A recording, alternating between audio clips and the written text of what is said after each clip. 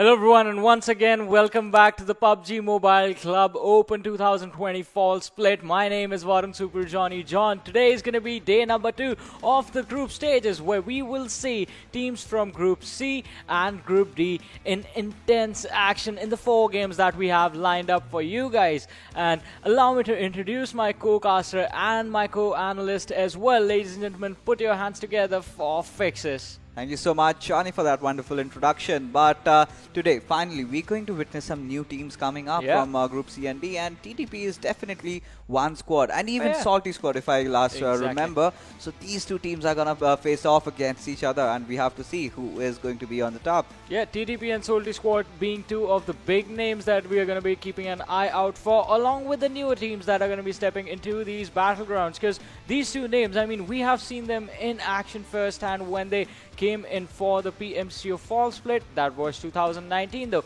and since then, even in the early stages of this year when we were going our way through the Spring Split, these teams performed incredibly well. But that's what happened yesterday. We were expecting the big names to pop off. Instead, it was new teams and new players who stood up tall to take those chicken dinners for themselves. Today, it might be the same story, or the old guards can rise again.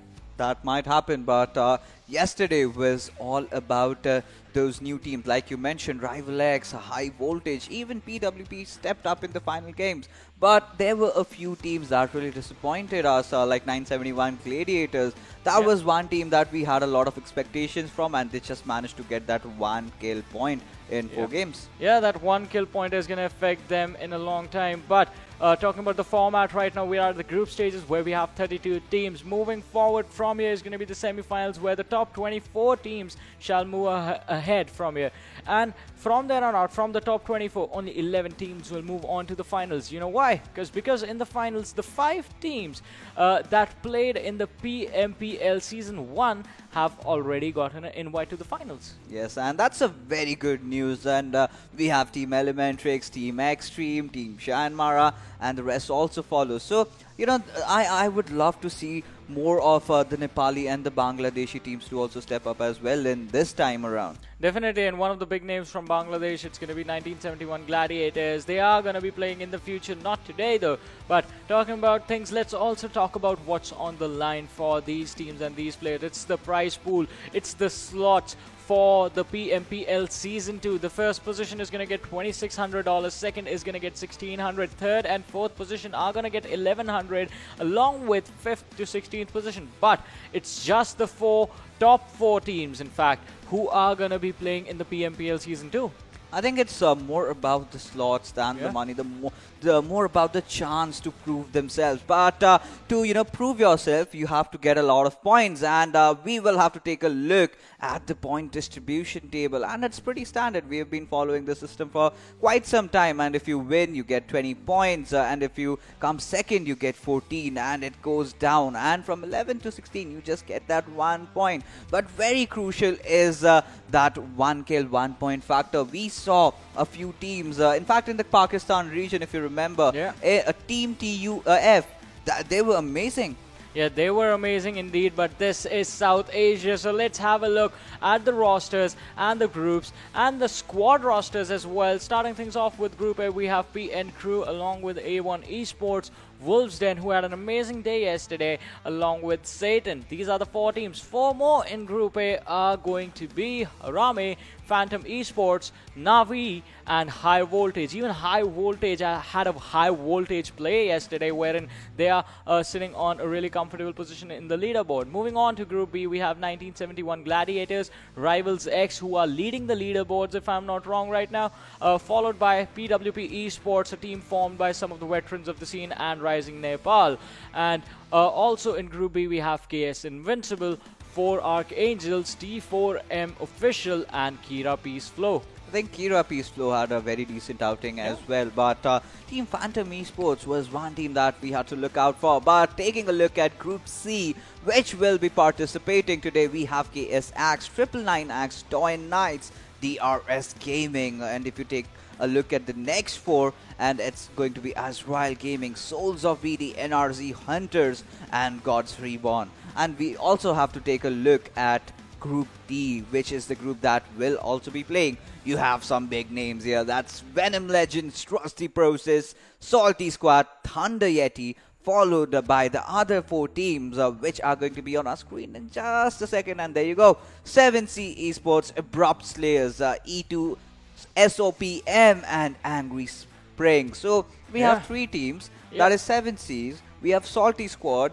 We also do have Trusty Process. So these are the three old guards, like Johnny loves to say, who have to prove themselves out here. Yeah. And they are, I think, not feeling the pressure.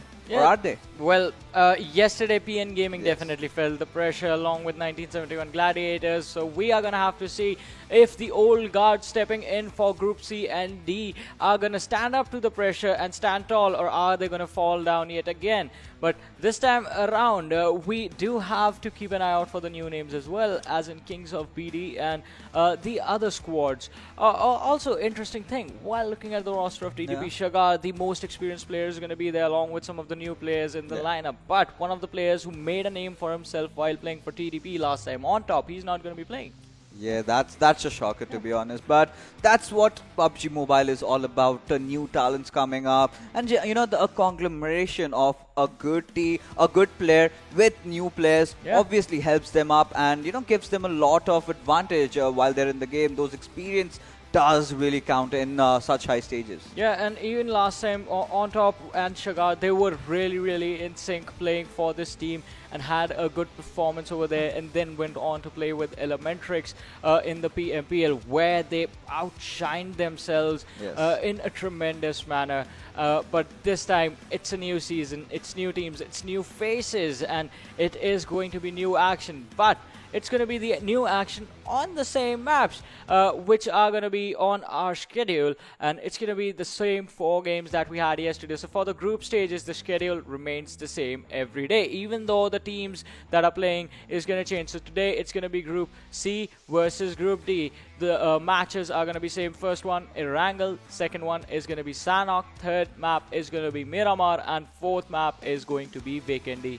Yes, and we did see a lot of different variations amongst the teams in different maps. So today as well, we are hoping to see different winners, because yesterday there was not even a single reputation chicken dinner. So today we are going to have high expectations from all the teams that are going to be playing.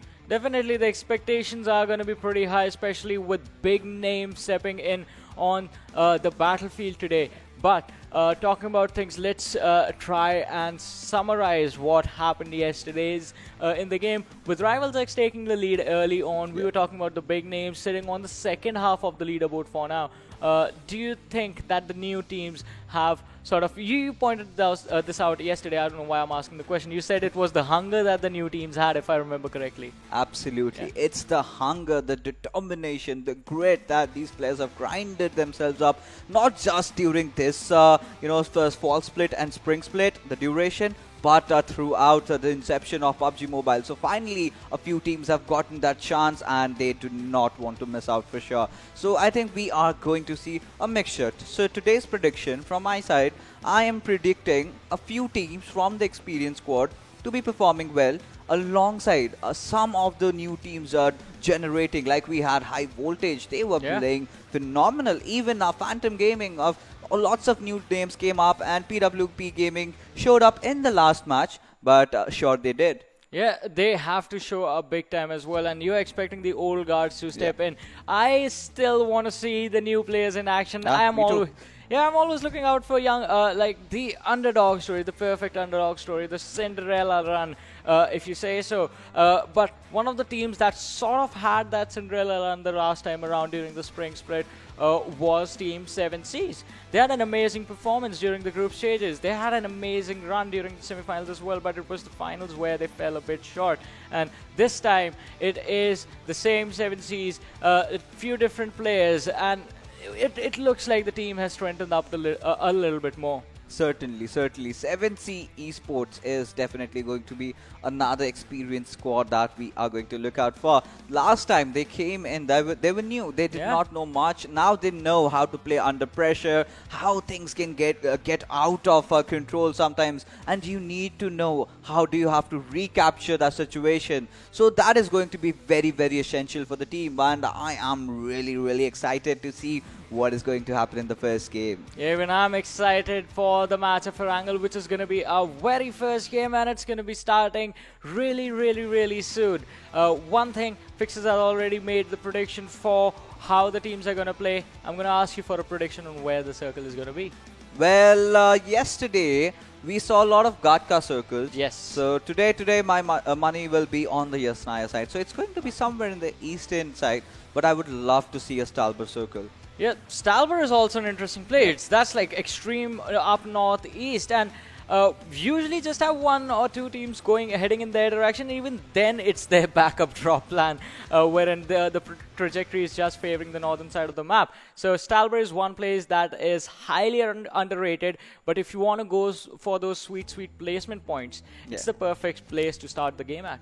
Absolutely, and a lot of teams have to make the rotations, and that's the best thing when the new teams come up, because you do not know anything about them. You're oblivious of the fact as to where they are going to drop. We might see some hot drop clashes. We might see some vehicle rotation fights. A lot of action is going to come, and we gentlemen are going to just have a gala time casting this event. Definitely, it is always fun to watch for you guys and cast for you guys, but which team are you going to be cheering on for today from these groups that we have lined up? Just spam the chat with the name of your favorite team. And as I said, the game is going to be live soon. It is live, so let us have a look at the trajectory of the plane, which is dividing the map in two right down the middle from Lipovka to Hospital. That rhymed. Yeah, that did. And the complete 1x2 dissection, that's what we can conclude. But looking at the flight path trajectory, we see it the plane path moving from Lipovka towards Hospital. So quite a very unique flight path that we get to see. Even a distribution of teams. Wherever you want to go, you can. But if you want to choose the Sosnovka military base, my friend, you have to take some vehicles. Yeah, you need those vehicles indeed. And we're going to have to see where these teams are going to go, also where the circle is going to be, because that is the most important thing in these early stages of the game. When you see the circle, that decides how your game plan is going to play out in the minds of the IGL. This is where we are going to go for our first drop. After the drop, this is how we are going to start rotating. That's how the IGLs are thinking right now. But for that, they need to know where the circle is starting. Because if your drop is far away from the circle and you plan on rotating in early, you have to find a route based on your homework, which is going to be the least isolated. And all right, Fixes, you got half the thing right. The circle is north, but it is towards George Pole. Well, I'm sad. I'm a sad soul. But in this particular circle, I would love the shift towards maybe Zarki, or towards the eastern side of Zarki, or maybe, Johnny, what about Everest? How do you feel about Everest? I mean, I love Everest because the place gives you so much action. The information you can get from being on top of Everest, it is really, really crucial. But the reason I love it even more is you get to see some insane action on top of it. It's easy to get on top, but it's really hard to hold on to the mountain. Absolutely. You just stole my words, so right? But yeah, like you said, it's very easy. You go in, you just stay there, you wait for teams. At the same time, you have that advantage. You spot everyone coming from downside. But the only problem is that every other squad can spot you down as well. So that is where you have to be careful. But talking about being careful, Sexy Pig, my man, has definitely spotted out T9's GGYT. And he's taken a few shots, and now he is maybe going to make a charge. He can go for the charge. He certainly has the weapon, the armor, and the helmet to do it. But what he does not have is a lot of information as to where his opponent's teammates might be. Both these guys are isolated and they're away from their teammates. It feels like both the teams have gone for a 3-1 split right now. And whoever's backup arrives first is going to put the other guy in trouble. But the player from T9, GGYT, he has decided just to get away. Absolutely. 999X. This squad, I think certainly it's a new squad. We'll have to see how they're going to perform in this particular game, how they are going to respond to this threat coming in from Doyen Knight. So we've got an axe, we've got a knight. So, Johnny, I feel we are going to those ancient times where, we had gladiators, we had knights, we had axes, we had swords. So, I think that would be a good mode on PUBG Mobile. Imagine the medieval times, something like that. Would you play that? I mean, we did see a Spartan skin Yeah, yesterday. we did that see. Was, that was, but that was imagine, awesome, imagine instead of weapons, we have those, players throwing off axes towards each other. That's a feature that's available on PUBG PC where you can throw your So that might be possible. I find the feature. I find that option really fun. But I'd rather stick to the guns. Okay, so he's the one who loves those medieval times, but he likes to stick to his bread and butter weapons to go in and shoot enemies down, or just say kill your opponent. So yeah, but coming back to the game, we have Team Thunder Yeti, Ruthless. They have dropped west inside of the Georgiopol city. Now they have kind of split up. That's a 3-1 split. They do have team number 12, which I believe is God's Reborn. So we might get to see some kind of an engagement amongst these two squads. Yeah, the engagement is definitely going to be there. And we're going to have to see how these guys plan to engage this. Because if you look at it, squad number 12, they are in a split, a 3-1 split. So is squad number 16. But the position that the players from the squad have taken gives them the advantage in the sense that the individual player from squad number 12 who has been left on the back lines, that is Entry, he is going to get sandwiched pretty soon. And that puts the pressure on these players. But it all sort of depends on how much information you have about your opponents. Do you know the exact positions of the opposing players and all of them? Have you spotted out all 4 players, or have you just spotted out 1 or 2 individual players and are just trying to play on individual information? But I think Marshall is not going to wait for anything as he knocks down a Windy God X already and drops down Sick Fly to barely 20 HP. He's going to have to run to the balcony and heal up. But Gentleman OP, he's going to try and avenge his teammate now.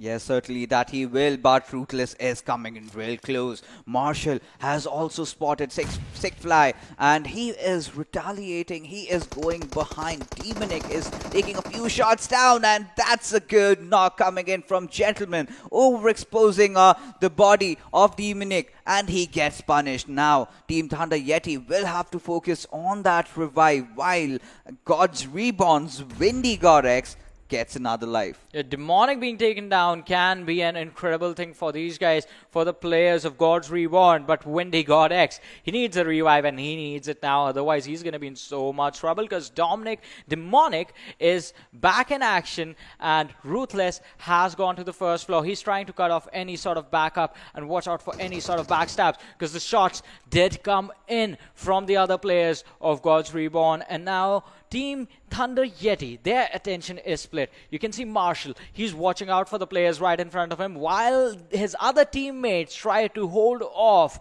the backup and try to keep the squad of God's Reborn split amongst themselves. Yes, and right now things have started slowing down in this fight.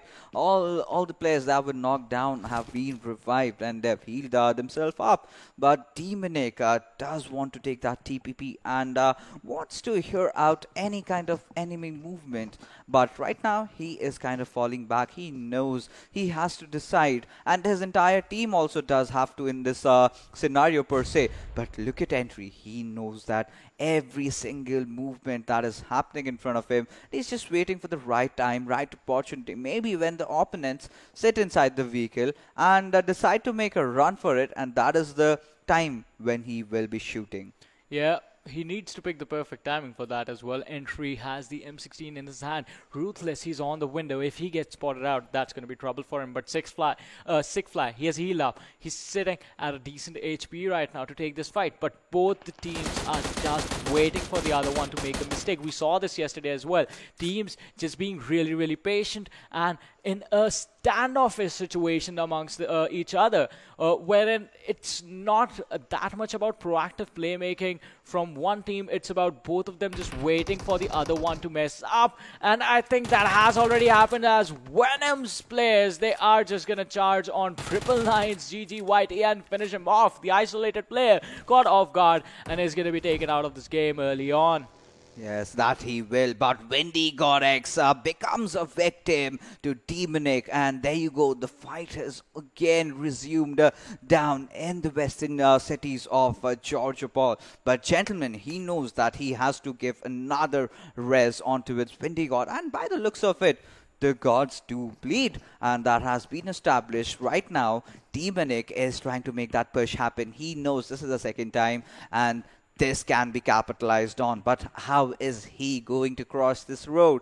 If it does not have smokes, that is going to be some tough time for this team. But Demonic still sticking on to his TPP. This time he is outside his compound. He is just waiting for God's Reborn to try and make some sort of move. But I would love to see Kratos taking a left flank, try to take down the tires of the Dacia that we have parked just beside the barn house.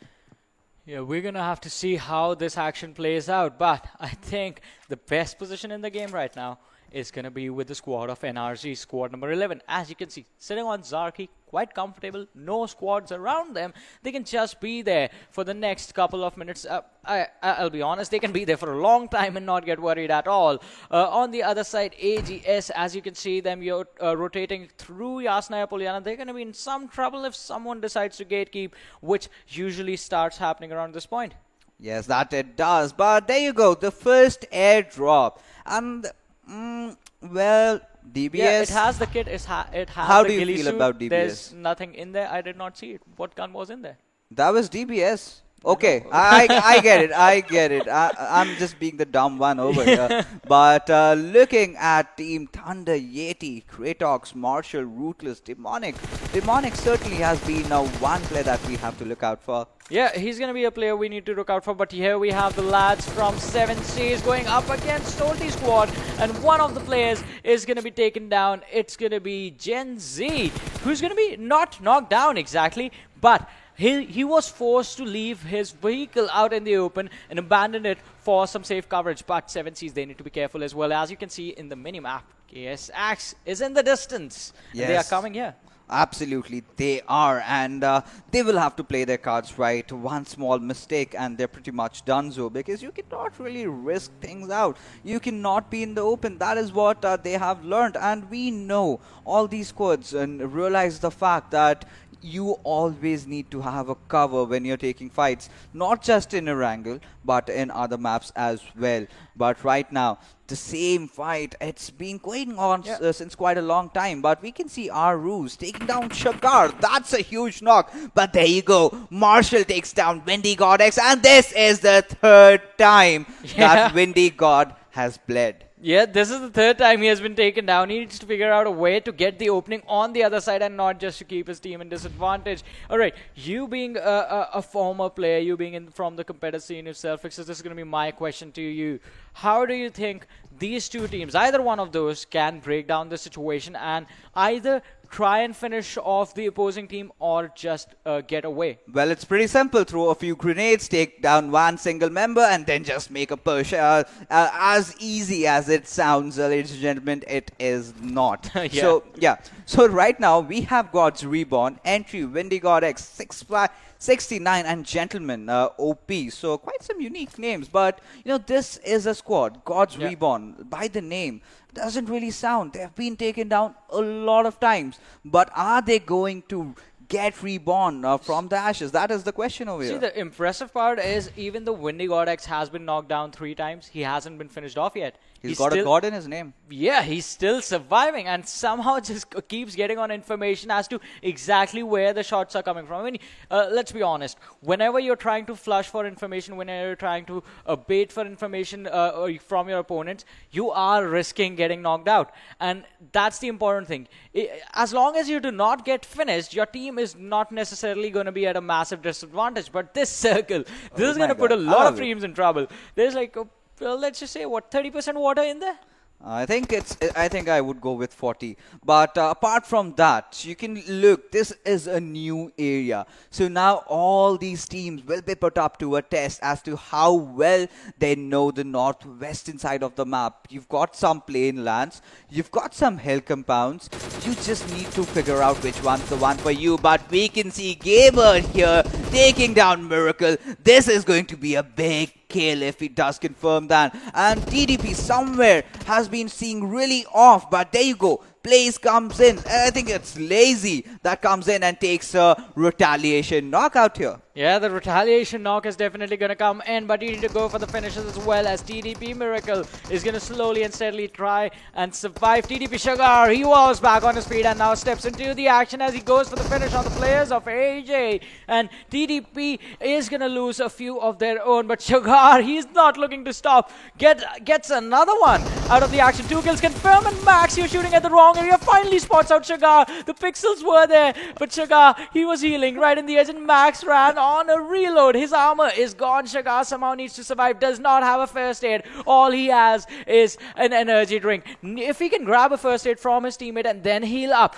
exactly what he's doing right now, he can go back in this fight. Has a UMP to fight out with, from which he got the earlier 2 knocks. But the players that Sugar made bleed are back on their feet now. Absolutely. Azrael Gaming, as angelic their name sounds, they are in the mood for some bloodlust right now. And Gamer does lob a grenade, and he pretty much lobs it towards himself. But Lazy is the one who will have a perfect grenade, taking him down. And Miracle does follow up with another grenade. This is an absolute blunder. Yeah, they were trying to bait out players to force them to come up, but Max is going to fall down as well, and the kill has been stolen by the players from Bangladesh, the sons of Bangladesh to be precise, and Dante is the player who took the kill from the distance. I think TDP is not going to be too mad about that one, because they already got 3 of them. Yeah, certainly. And, nothing really much to scoff about. You need to know that if you are exposing yourself, some or the other person is definitely going to capitalize on that. And that's exactly what the members from Souls of Bangladesh did. But kudos to Dante. I mean, just using the information, all right, there's a fight happening. I see a play. Might as well just finish him. Yes, and of course, he was like, okay, he is focused on another fight. Yeah. So just let's capitalize on the situation. And that is exactly what they did. But right now, TDP does know about the fact that they've got Souls of Bangladesh, and they both acknowledge each other. Meanwhile, Muffin takes a dig at the members of Team Venom.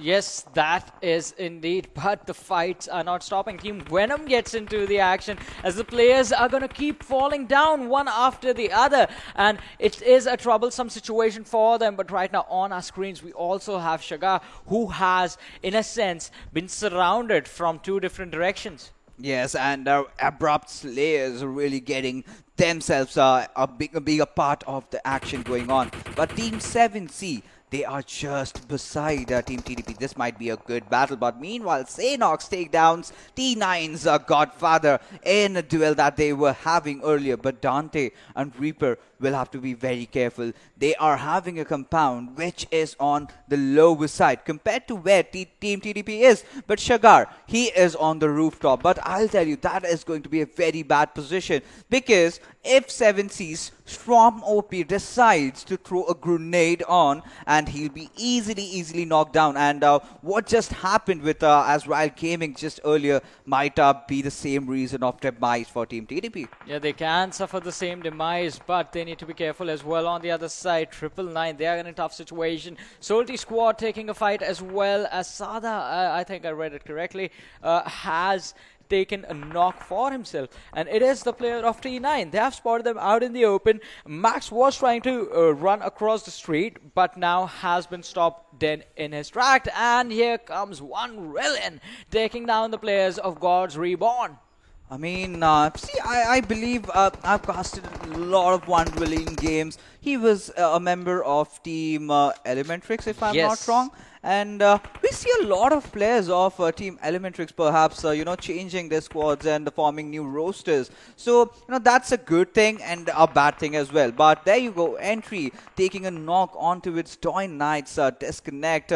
Entry also getting traded off, I think, GR. And there you go. I guess that's one squad that's getting eliminated. Galaxy. I think this is Gods Reborn. Yeah. Pardon my English. Gods Reborn has been taken out, but KSX is on the verge of extinction as well. But now they need to do something to survive. Also, as we're talking about One Rillion, he did used to pay for Elementrix. That was the fall split 2019 once again. In the spring split this year, he was playing from a team in the wildcard region. So has the experience of being with different set of players. So the adaptability is definitely going to be there. And with experience, the play does get better. But how much better is it going to be? I guess only time will tell, as the North Georgia Pool City has been crowded with a lot of teams. I mean, look at the minimap. Looks like a rainbow. Yes, certainly it does. But you can see the cluster of teams that have been formed on the eastern side. Imagine the circle taking a transition towards the western side. And, well, my friend, the gods have heard it.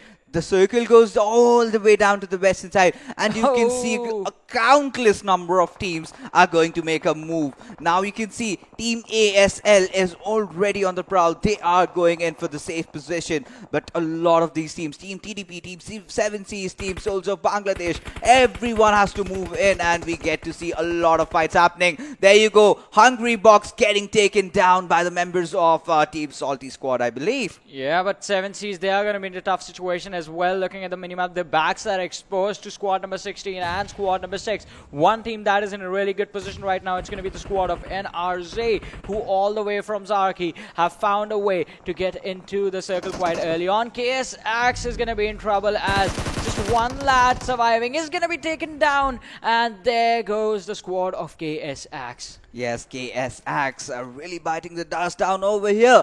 But we can see members of Souls of Bangladesh also being in trouble. But right now, T9 Shivu really using that rich for himself. TDP Plays has spotted down players. And this is Lazy, in fact. And that's quite confusing. TD, Lazy, but whatever. Galzen taking down Fadu over there. Heaven White team from Team NRC has also been taken down. A lot of squads are getting decimated as everyone has to get inside the circle, but this is going to be really, really gruesome for Team 7C. Actually trying to go in for a very ballsy play. There he steps away from his car, and my oh my, he survives. He survives, so does a teammate. 7C somehow managed to stay alive, but 999, they have blood in their eyes right now, and their targets are looking to be squad number 16 right in front of them. So far swimming in the water, Mad Max, he takes a dive himself.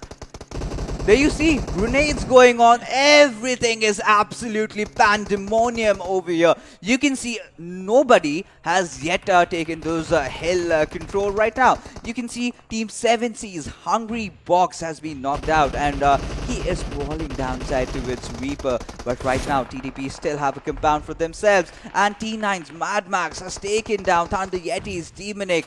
But is he the one confirming the kill? I believe that's Team 7C who did the wonders. But Marshall, he has been spotted down as well. Mad Max opening his ADS, has barrel 4 times. TDP Z-Sense, look at them. Shagar getting 3 kills. I think TDP is on a roll. Yeah, he goes on domination right now, and it is an incredible performance coming in from the squad, but 7Cs as well, they are not looking to slow down even for a bit. 4 kills already confirmed, but the downside is that now only 3 players remain in in this game, and they have to pull an amazing performance because we talked about this yesterday as well. The first game is going to be really, really important to set up a momentum for yourself. But Angry Springs, we have Lakhe on our screens. Lakhe OP, another a really, really experienced player coming in from the spring split. The nade he threw is going to get him some frags and is going to secure him some points for his teams as well. But now Souls of BD, Souls of Bangladesh, they are inside a hut, and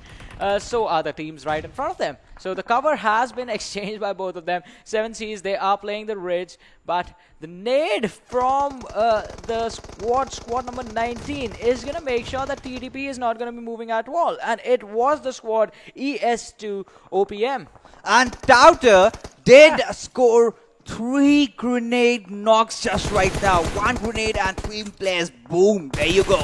But there you go. And with that, Team E2S OPM have also been eliminated. A rather very sad outing for these lads because they were looking so promising. They've got a lot of kills, but well, next game might be just a charm, but Sexy Pig knocking down Ninja, and TDP also goes down as well, this time with just 4 kills, but we can see Shinul trying to make a push into the deep enemy territory, but you can see a lot of different squads. Legend is in no man's land. Mafia Ninja might just spot him down, but his teammate Nima has been taken down as well. Somehow he has to get there, but Legend, will he let that happen? Angry Springs get eliminated as well, but Team Doyen Knights, they are looking so promising. Have 4 of their players alive and have got 5 kills already. Yeah, a lot of points being confirmed for Doyen Knights. They need to go to the later stages. Thunder Yeti take an exit from this game down to the top 5 teams. 15 players make that 14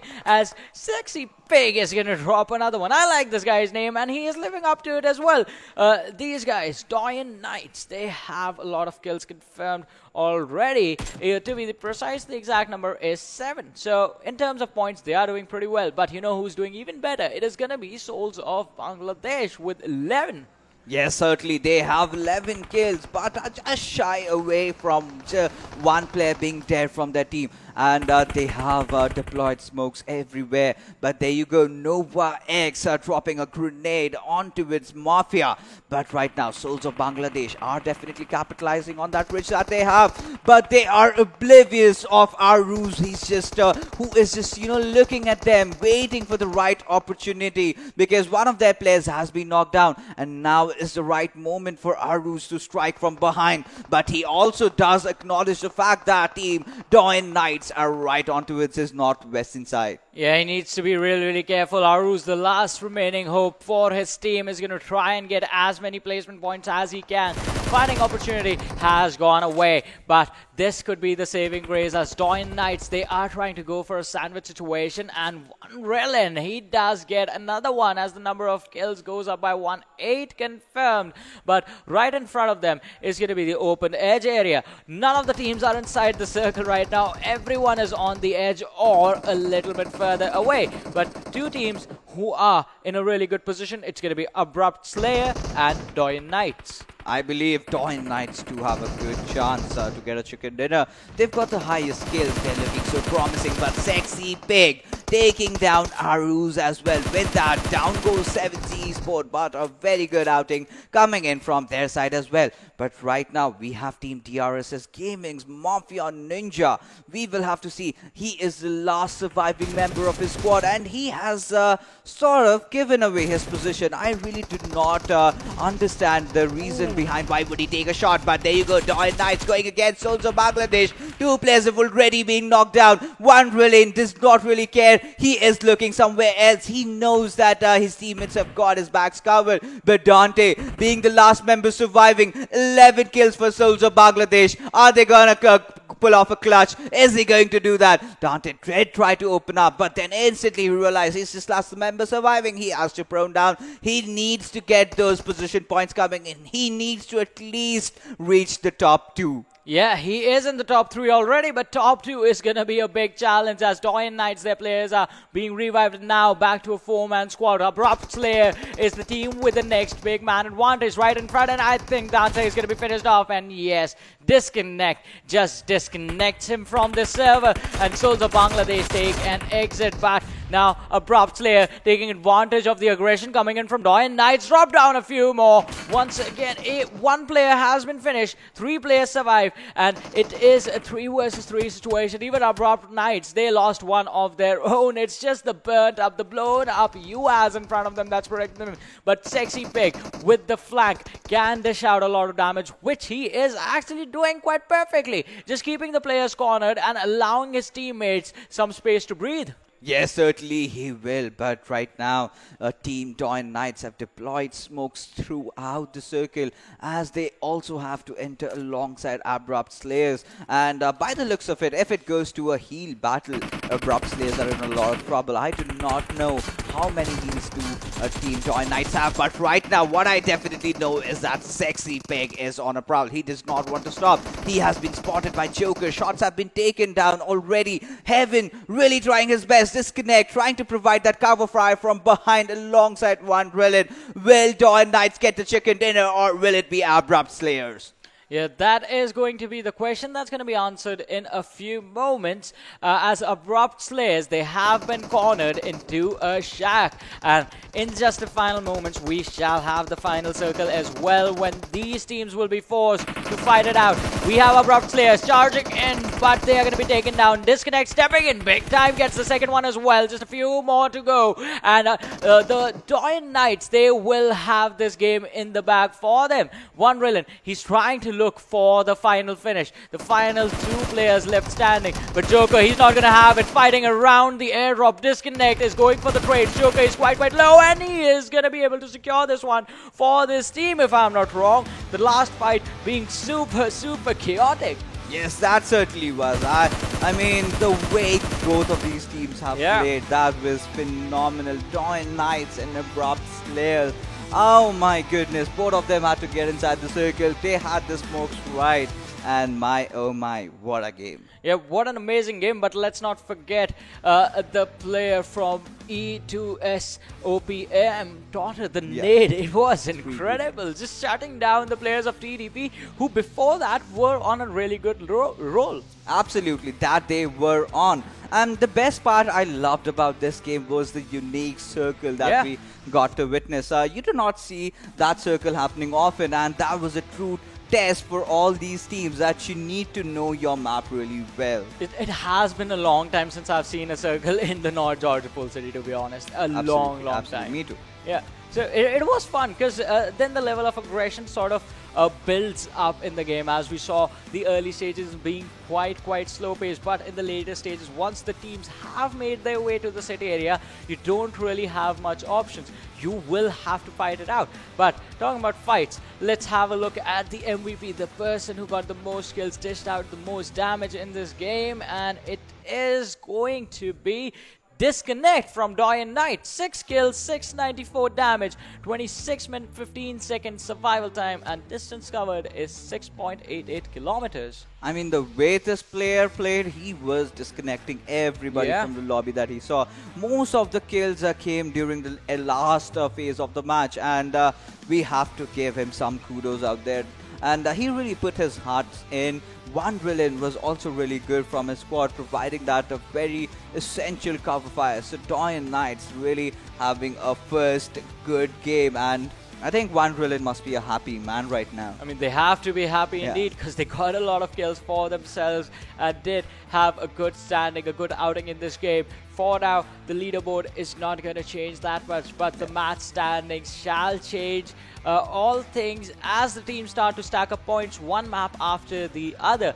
We'll have to see, is any team going to be able to contest the sort of performance we saw from Rival X, because they were really consistent and have already accumulated a lot of points. Yes, that is definitely certain for sure. With Team Phantom Esports, Rival X, even High Voltage, these are the 3 teams that I remember were playing phenomenally well. And as the game commences, as the rest of the games do happen, we will have to see which team is either going to tussle them over, or will the teams will be in the mid segment. So that is going to be really crucial. But right now, we will have to take a look at the top 5 players. Yeah, top 5 players as well, because even they did a lot of work for their teams, getting those crucial kill points. So it is going to be Hydra from Souls of BD with 4 kills coming in, joined by Dante from his own teammate, and then we have Abrupt Slayer's Joker,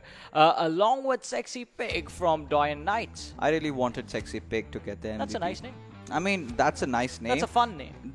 That's a very nice name. Yeah. And the best part is, I have seen this guy taking knocks and kills from the start. Yeah. And well, you know, we have had a new MVP formula where your survival and your damage gets more priority. So that is the reason why Disconnect got the MVP in this particular match. But Sexy Pig also had a very good outing. And in fact, every single member of Doyen Knights played really well. Yeah, they had an incredible performance. I mean, by the time we saw them being taken out of the game, they had 13 kills already, which is an incredible number.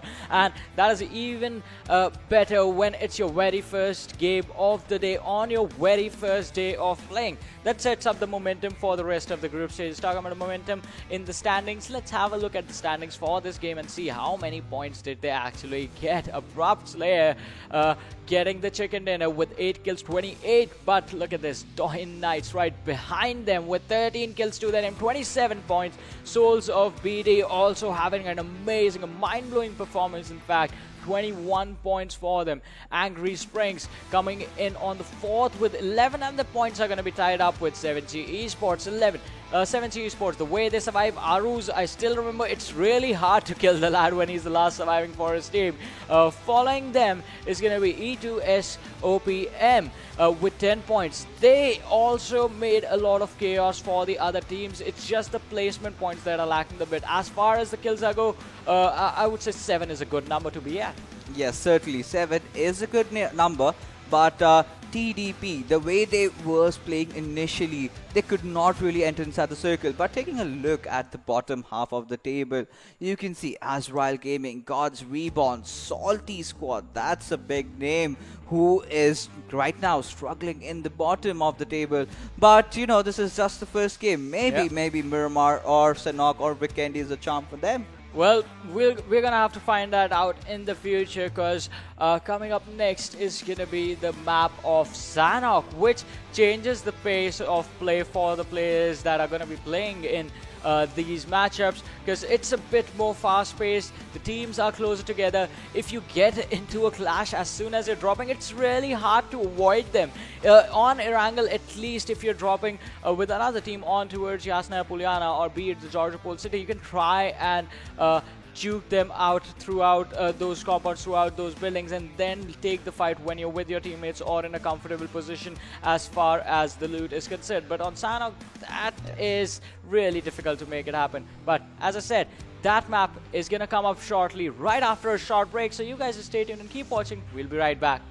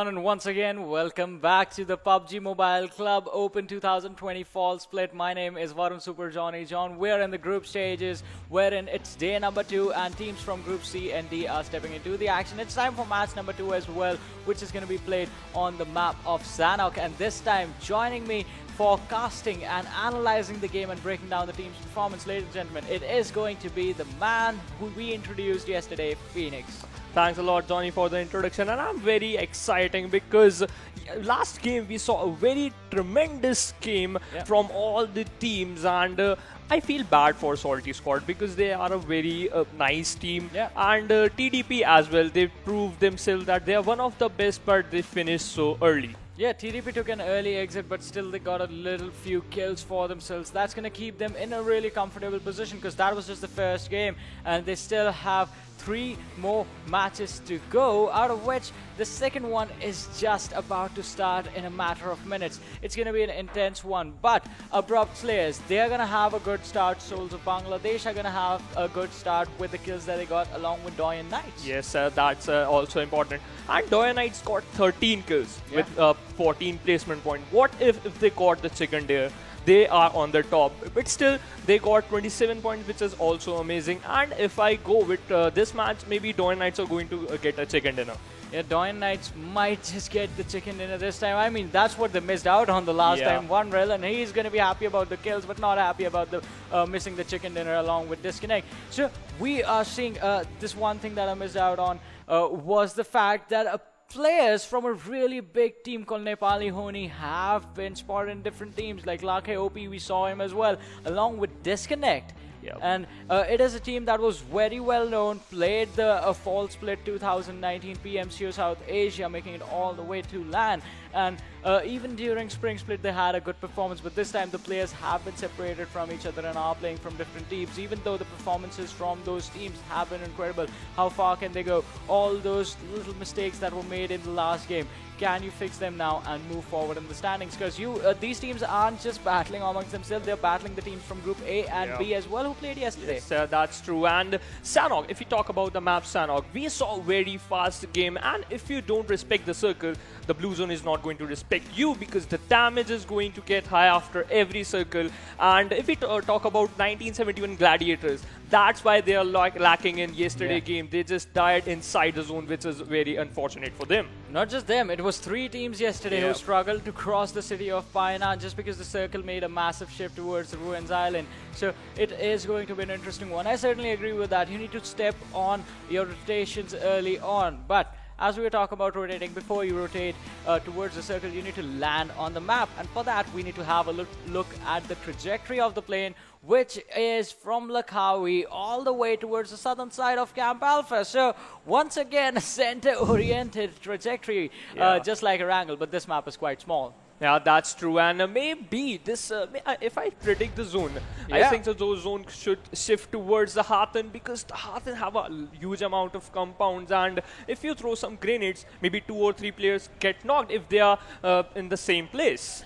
Yeah, it is going to be, that's an interesting prediction, but Hathan, if the zone goes there, I think I'm going to be the happiest one. I love myself some water circles. I mean, it forces the teams to fight it out. It forces the team to go towards the edge and just be as aggressive as they can. But so far, I think the most interesting thing that I can see on the map is the fact that TDP have gone for a 3-1 split, wherein 2 players are heading towards Hathan, already the drop location being clashing. And Sugar, he has taken a totally different drop from his team. This can put the squad in trouble, but will he survive or will he just get finished on early? That's going to be a big question for now. Early aggression coming in. Squad number 8 versus squad number 16. That is Thunder Yetis facing off against DRS Gaming. Yeah, that's true. But if we talk about Team 8, they have a backup. There are 2 players, and team number 16, they have only single player. If team number 8 charges in towards player Demonic, he is going to be in a big trouble because manpower and Sanhok manpower is one of the important thing. And yes, he just got knocked out, and Mafia just got knocked out him, which is very amazing. Let's see, can they get this kill or not? Yeah, that is going to be a big question. They have knocked down Demonic. It's going to be an easy finish, an easy early kill. Mafia Ninja tries to go for this one. but the pressure is coming in from Marshall. He's come to save his teammate. He can dish out some damage, but he needs to be careful as well. He has the AK in his hand. Mafia Ninja gets the finish on the player from Thunder Yeti, and now Marshall, he has given away his position. Ninja, you can see from DRS Gaming, he was split up from his team, and he has the potential to cause an upset for Thunder Yeti just by creating a backstab. Yeah, that's also can be possible. But if we talk about maybe he's just giving information to the team that there are the 3 players inside only a single compound and 1 player is outside. He is the one of the most important role playing here, because maybe if they throw a nade and call his teammates that rush towards him, maybe team number 16 going to get an early exit. Yeah, that early exit is going to be pretty upsetting for the team Thunder Yetis. They still have 3 people remaining. Ninja, look at him. He's just hiding in the brushes, the foliage of the map. And that is one thing that Sanhok is quite notorious for, the snakes on the map. Yep. And that's an actual strategy on the game. All right, Ninja gets up, tries to go for the shots with his M16 and gets Marshall down. And that is going to put Thunder Yetis in a lot worse situation than before. Ruthless did try to dish out some damage, but now Nima, he is switching on the UMP, and I'm sorry for pronouncing his name as Ninja. It is Nima, and if my guess is correct, there used to be a Nima in Salty Squad as well. Yeah, that's true, and they are charging towards the team number 16. They are going to be in big trouble, and Critics just got knocked out. Critics, sorry, and Ruthless also got knocked. Ninja, they the team number 18. They just lost a player, and let's talk about the team number 16. Only one single player is surviving. He's fighting for his team. Can he make through it? Yeah, that is going to be a question. Ruthless steps out in the open. He's going to be taken down by AJ, who barely manages to survive with 1 HP on him. Still, it's going to be the early exit for Thunder Yetis as DRS Gaming. They get an easy squad wipe. 4 kills confirmed for this entire team, just taking advantage of the fact that the other team did not pay respect to their firepower. And AJ and Nima, they're going to just have to heal up as fast as they can because their teammate is coming to pick them up soon. Yeah, that's true, and DRS also lost their 1 player, but it doesn't matter because they have 4 kills, and kill points are also very important, and they just got a vehicle. Maybe Glazen is going to loot here and get some utilities for the team because they are now quite safe because they got 4 points. If they got higher placement point, this is going to be one of the best match for them. Yeah, it is going to be one of the best matches for them, but still, we're going to have to see and move on to the later stages of the game. But for now, this team has had an amazing start. They are heading close to Painan, where the team of KS Axe is already waiting in that city, and the circle this time is centered around Painan as well, just like yesterday. The later stages, the mid-game stages, is where most of the action is going to lie in this one. That's what happens when most of the land is already accumulated in the circle. So far, the teams are just going to be focused on getting the loot, getting the healing utility, getting the throwable utility, and Souls of Bangladesh, I'm sorry, they have already started their action once again by dropping down the players of 999. Yeah, that's true, and here we go with the first airdrop, which I have AWM with level 3 kit. It is going to be one of the lethal gun here because one shot can break a level 3 helmet and level 3 vest. And if we talk about maybe Team 9 is going to pick up the AWM, and if they have the AWM, then you can knock one player easily and push towards the team, and that team is going to be in a big trouble. Yeah, that team is definitely going to be in trouble, but Mehraz, he needs to be really careful. He's the one who's trying to play on the edge of the city for his team, just trying to see if he can spot out any opponents coming in their direction. Let's talk about how the teams are rotating in this game right now. Looking at the minimap, you can see most of the teams have gone for the early rotations. The big places, the high priority locations have been left abandoned. Paradise Resort, teams have abandoned it already. Boot Camp has been left empty.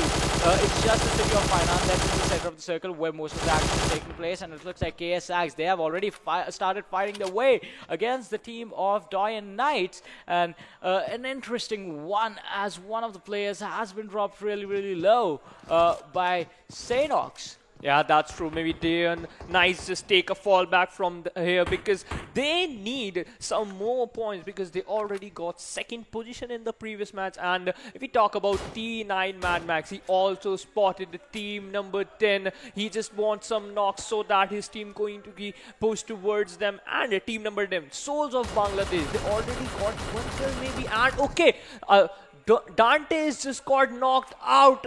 His team is going to revive him because manpower here is most important. But Max is just having the scope open. He just spotted one more player and Bhavin also got knocked out. Two players are down off from Souls of Bangladesh. Yeah, just shooting him out of the air like a bird. Mad Max is on a roll right now. Dante and his teammate Hassan, they have been cornered. The third player, Hydra, goes for the save and he makes it to the rock. Mad Max is not going to be able to connect those shots.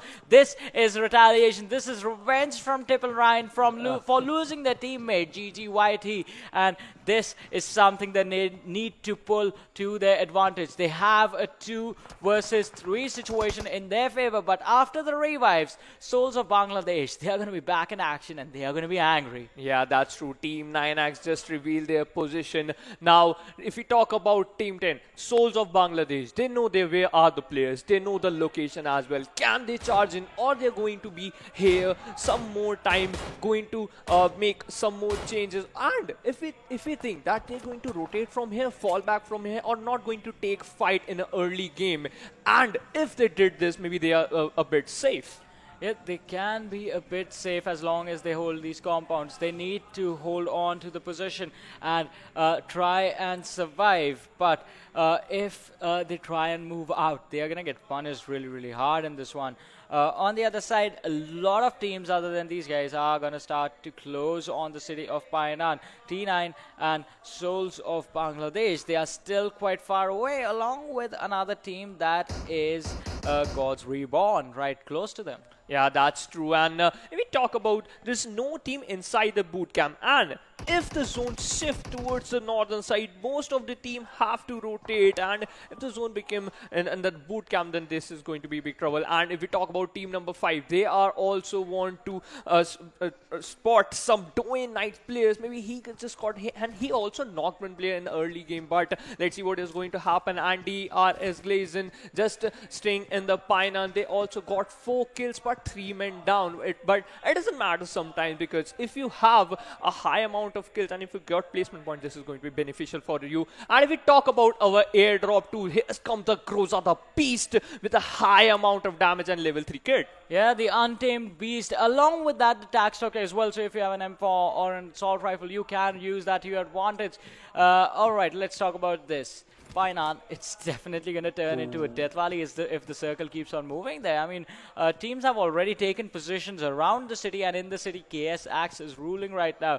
But Doyen Knights, they were on the edge. They got punished. They got pushed back out of the general vicinity of Painan on towards the mountain, towards the southwestern side. But that location is not going to be safe for long, as the teams are closing in from the north and the south as well. Yeah, that's true. And Souls of Bangladesh and Gods Reborn have to move inside the zone ASAP because they are out of the zone. And let's see, can they make it? Because Team 6, the team 999 Axe, are just a little bit close to the zone. Maybe they can maybe charge towards them and got some kills and got some free kills as well. And Painan is one of the best plays because it is the middle in the circle. And if there were some teams, they are in a high advantage, and there is a team as well, KS Axe, they are holding Painan, and they got an upper hand if we compare to other teams. Yeah, but for the viewers joining us right now, this is BMCO 2020 Fall Split.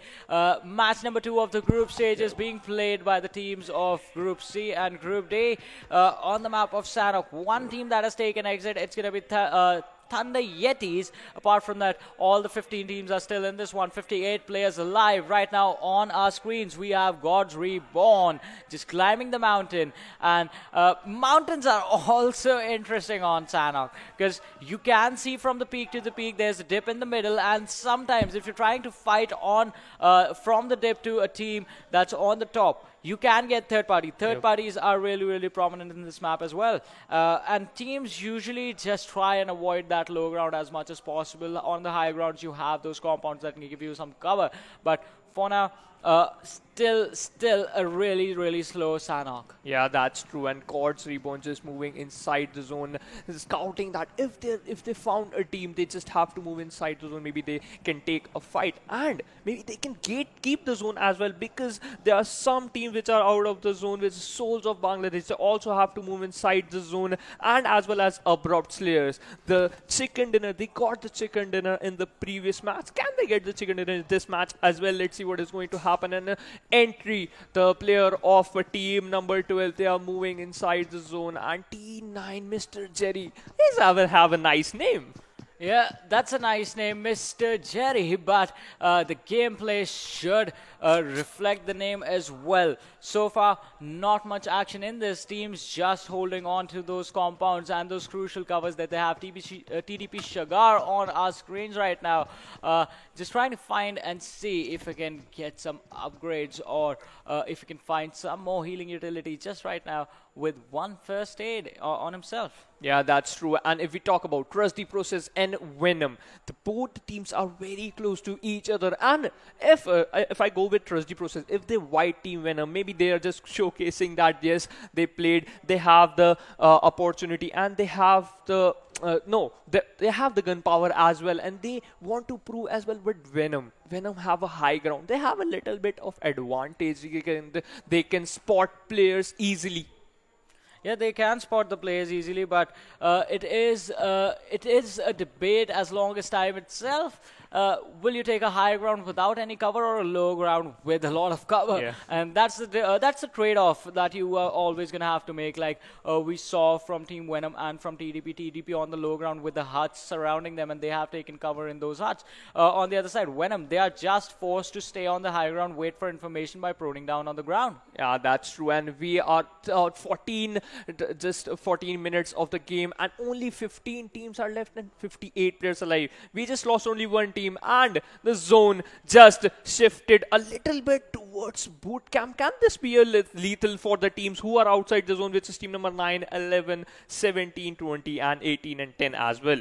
Yeah, northern part shift. That is going to cause a lot of trouble for a lot of teams, in fact. Especially the teams who are going to have to move out of Pioneer later on in the game. Not yet, but squad number 19, I think they are going to be in a really good position. Squad of E2SOPM. They have been isolated from all the other teams. They can just fall to boot camp for some safety and just hold on to that location for as long as they can, and then move in if the circle moves away from them. If the circle moves toward them, they will have control of one of the best locations on this map. Yeah, that's true. And if we talk about TDPR moving more inside the zone, they have to take the middle part.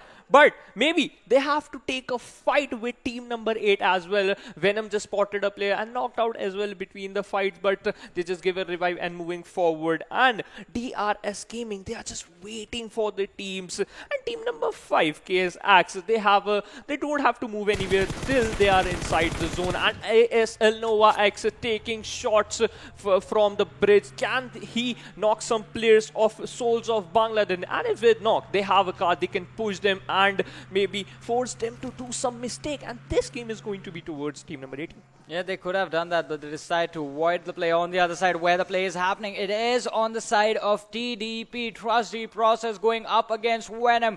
Evil Eye, he is going to be taken down and out of this game for now. But can they step back in? Can Venom make it back into the game?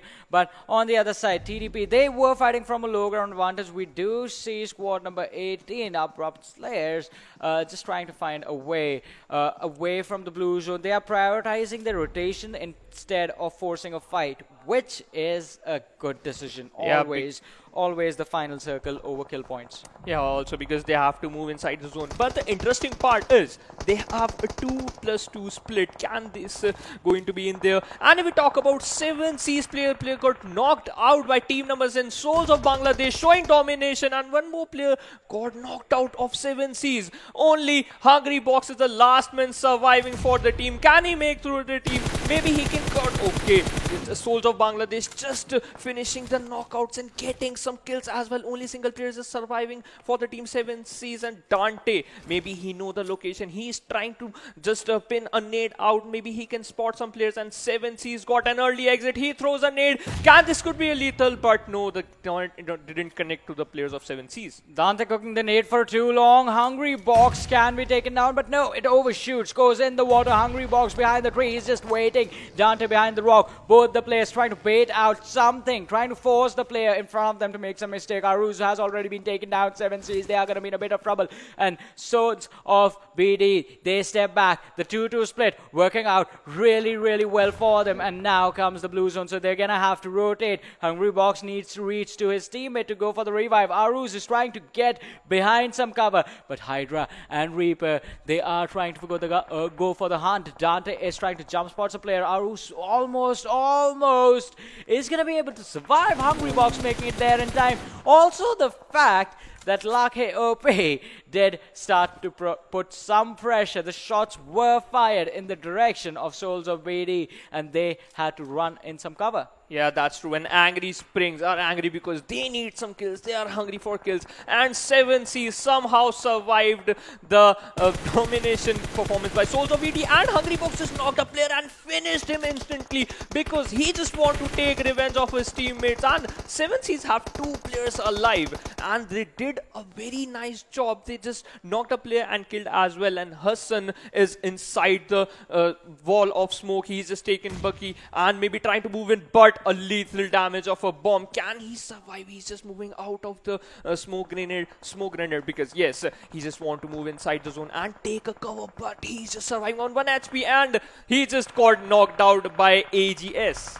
Yeah, AGS Gole, and he's a teammate, a former teammate of Nepali Honi from with Lakhe OP, and seems to be right now playing with his lads. Hungry Box is going to take the kill of Reaper. Just the kill being taken away is going to allow the team of 7 Seas to have a few extra points for themselves, but this is complete and utter chaos as another lad is going to fall down. Hungry Box and Aruz trying to survive for their team, the last 2 remaining players for 7 Seas, and all they have to do is climb uphill.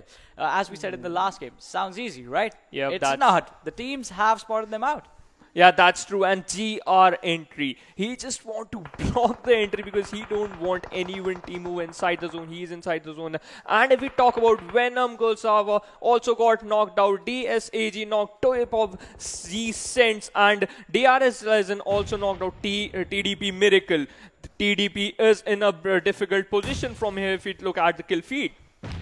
Yep, it is an interesting position. Hungry Box also being taken down, coming back to the fight of 7 Seas, but Abrupt Slayer's Joker has been spotted out by the player of Gods Reborn, and he is trying to finish him off with the nade. It being thrown. If they almost had it been cooked at the right time, he would have gotten the knock, but Joker is going to be able to avoid the damage. Entry, he is in some trouble as he is going to be taken down from 2 different directions and spotted out. But looking at the kill feed, now is when all the action gets intense. Shagar from TDP is going to be finished off. Miracle is going to be taken down as well. AG on the other side also taking a fight, and this is a circle that's going to force the teams to push in a little bit extra and be a little bit more aggressive, because this is going to be a battle to see who is going to be literally in this game of Sana. Yeah, that's true. And team number 5, K Hussainok, just wants some shot. Maybe he can knock down. They are not stopping. They have only 1 kill, but again knocked out a player of ASL Joker. They need some kills. They want some kills because kills are also important. But if we talk about 7 Seas, just take an early exit. The team which have a high amount of gun power as well, have experienced player, but unfortunately they are not surviving here. Let's hope for the best. And we talk about Trust the Process also got eliminated. And if we talk about K is just charging towards the team number 11, last man surviving out of the zone. Maybe he also got knocked out, and yes, NRZ Hunters got eliminated. Yeah, NRZ Hunters has been taken down by the blue zone. Meraz, he's charging up on top. His teammates have already taken a good position. Venom Legends take an exit as Gods Reborn also try and step up the action from their side a little bit. KS Axe also coming into this fight against the players of AGS, dropping down Muffin out of this game.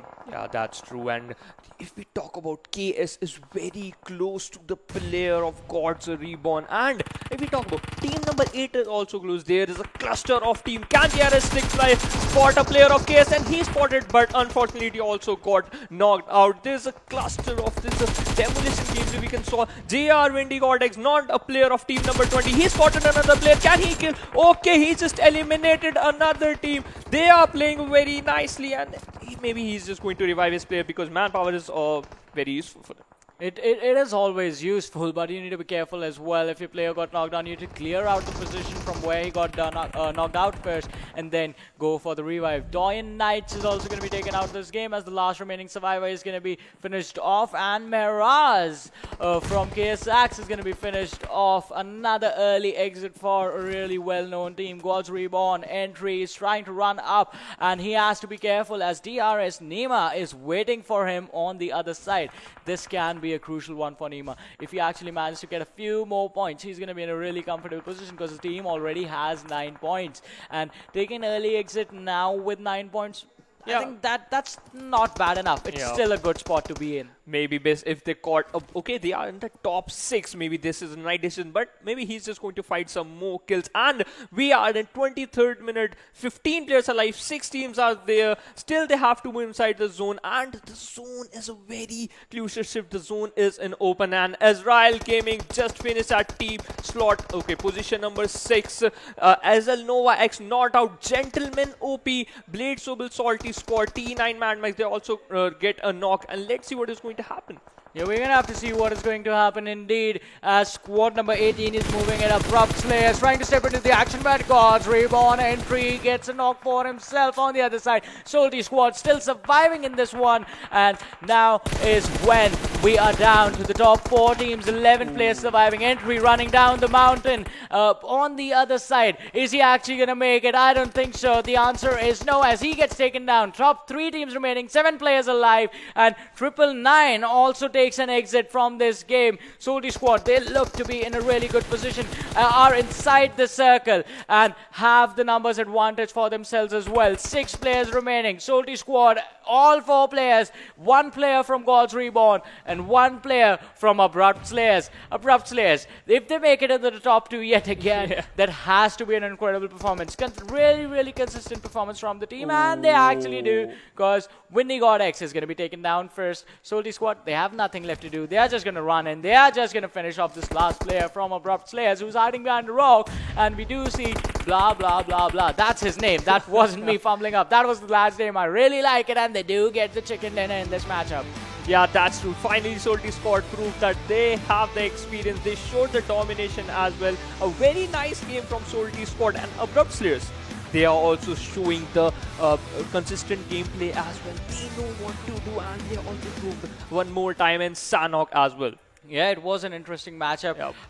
What I found more interesting than the late game fights was the fact that early game was really slow from these teams. Not really much going on.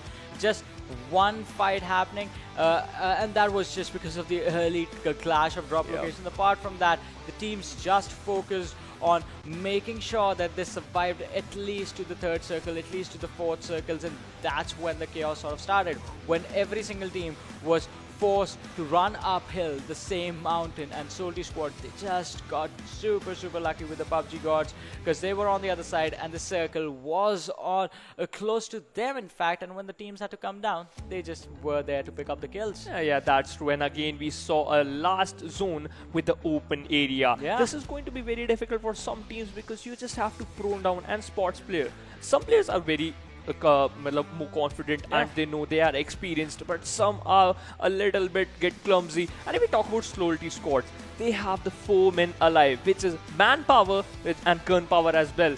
That's proof that they got the chicken dinner.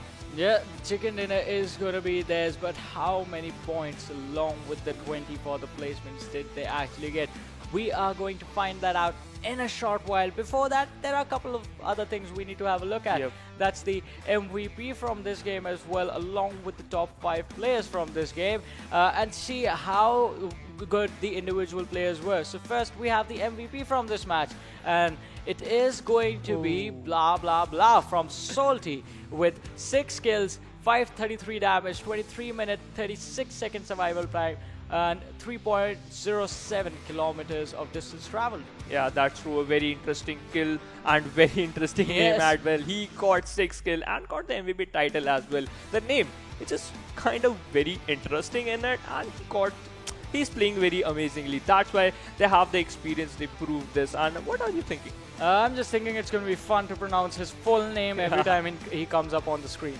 Yeah, that's true. And I just want that Salty Squad one more time proof. Maybe they got one more chicken dinner. And I just want that. But I feel bad for 7Seas and TDP. They are one of the most experienced team here. They need to showcase their talent and the kin power they have. But unfortunately, they are not going to make it. Well, 7Seas, I think this just balances things out for them, because the last game they did have a good standing, but this one they took an early exit. So things just getting balanced out. They need to be a little bit more consistent. I completely agree on that. But talking about consistency, let's have a look at the top 5 players from this game as well and see how the other lads were doing. Along with our MVP, we are going to have Windy God X from Gods Reborn. We have Mehraz from KS Axe. We have Nima, a really experienced player from DRS Gaming, and then from AGS we have Gole. So a lot of experienced players in there from a lot of experienced team. KS Axe, I remember seeing them early on. Nima, as I said, used to be a player from Salty Squad. Yeah, that's true. And Cordex, again proving that he had know what to do at which time, and Salty Squad also know that at which time they have to move inside the zone, at which time they have to stay, didn't take a fight, and which time they have to do the third party and go for the kills.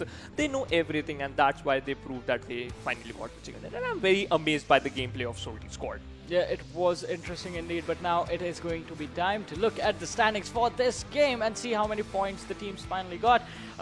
Obviously, Salty Squad finishing off with a chicken dinner and 8 kills. That's 28 points for them. But Gods Reborn, 9 kills coming in for them, 19 points in total. DRS Gaming as well, 9 kills. Only 7 placement points though. Still not going to matter, 16 points. Abrupt Slayer, they did get the second place finish, but only 2 kills, so 16 points. And the 4th position in the actual overall standings. Yeah, that's true. KS Axe is in the 5th position with 10 points. Azrael Gaming with 6 placement point and total point 9. And 7th place, 999 Axe having only total 9 point. E2SOPM 8th position with 7 points, which is a very nice gameplay from these teams as well. Yeah, E2S OPM just having a little bit better performance in terms of the placement points that they got this time, but the kill points weren't missing, so this team needs to find a balance. I mean, the last game was incredible. This game, they did manage to survive, but the kills were not coming in. And even for the squad of Abrupt Slayers, survival points were there, but the kills not the similar from the last game. I mean, you can't have aggressive games every single time, so placement points then come in handy, and this is going to impact the overall standing in a really important manner, because now we have the page 2 of the standings as well, 9 to 16. That is Angry Springs just bringing in 6 points. And alright, so Doyen Knights, it feels like, are the only team who finished with no kills.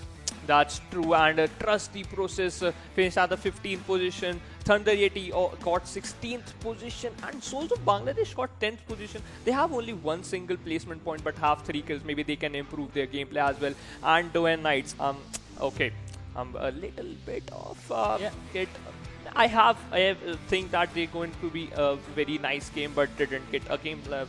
Because they think that they're going to get some placement point and kill point, but it didn't work out. Maybe they just have to change their plan. Yeah, the fights in the later games were quite chaotic, so them not getting kills is going to put them at a disadvantage, but we can only see that once we get to the actual overall standings. That is our leaderboard for how all the teams are doing, be it Group A, be it the teams from Group B, be it the teams that are now playing with us, teams from Group C and Group D, because the leaderboard is where all these 32 teams are going to be put in one place, and that is where the pressure is actually going to come in from. Match standings, yeah, they keep on changing again and again as you keep on playing maps, but the overall standings, they add up. The points over there keep on adding up. So from the very first game that you play to the very last game that you're going to play in these group stages. Yeah, that's true, and if you have to be consistent, just like Abrupt Slayers. They are consistent from first game and second game. They got the chicken dinner and now they got the second position. But they didn't get some kills. It doesn't matter, because if you're getting some placement points, sometimes it matters as well, but if you're getting some placement points and a little bit of kills, it will going to give you a push towards the upper position, and it is also important for you. Yeah, it is important for you, but I know you guys have been waiting for it, because I have been waiting for it, and I'm sure Phoenix was waiting for it as well. Yeah. Ladies and gentlemen, the overall standing, the leaderboard is in front of us, where Rivals X still leading the chart, obviously hitting the 90-point mark after their games yesterday. So from the teams that are playing today, Abrupt Slayers is the only team that has entered the top 8 teams with 44 points in just 2 matches that they've played. That's an incredible performance. If they keep performing this way after the next 2 games, they are going to be challenging the teams on the top. PN Crew is going to drop down. Satan is going to be sitting on the 7th, and 4 Archangels on the 8th. So these teams are going to be in some trouble, as one team with less number of games have already taken them over. Moving on to the second part of the standings, that is going to be 9-16. Doyen Knights also having an amazing performance. No chicken dinners, but still 30 points in total for them. Yeah, that's true. And if we talk about Salty Squad is on 12th position, PWP Esports has fallen down, and Souls of Bangladesh and DRS Gaming is on 15th and 16th position with having 25 points each team having there. And if we talk about Navi and Rising Nepal, they have 30 and 29 points. But 2N9 has played 2 games and having 30 points. Maybe they can improve and move towards the first chart as well, because 2 games are left with Candy and Miramar. Yeah, and Salty Squad as well. Even they have 2 games played, but the placement points 21 kills 8. So this is a team that's relying more on the placement points and not that much on just having the frags coming in. Moving on to the third set of teams, this is where the trouble actually is going to start putting a lot of pressure on the team, especially on the teams that are not keeping a balance on how their play style is. 1971 Gladiators, as Fixes pointed out earlier on, just 1 kill in 4 matches that they played yesterday. That's true, because they just have to make their plan, and they just have to study the game as well of their teams, other teams as well. And if we talk about Cords Reborn, just played 2 games, having 11 placement points plus 9 kills, total 20 points. And Angry Springs, they also played 2 games, 7 placement point, 10 kills, which is equal to 17 points. And E2 SPM having also 17 points. 7C Esports on 24th position with only 8 placement points and 6 kills, which is equal to 14 total points. Yeah, moving on to the last set of standings, we have 999. So this is where the pressure is going to be maximum, especially since the teams haven't even crossed the 15-point mark yet. And this is where things get a little weird, because you have team like KSX, 7 kills confirmed, 5 placement points. It shows that they can sort of bring in the aggression if they figure out a really good position for themselves in game. Some big names along with KSX are going to be Trusty Process, NRZ, and Azrael Gaming in here. And these teams are going to have to step up their performance in the next 2 games that are going to be played on the map of Miramar and Wakendi that are going to be coming up next. But all that is going to happen after a really short break, so you guys stay tuned and keep watching. We'll be right back.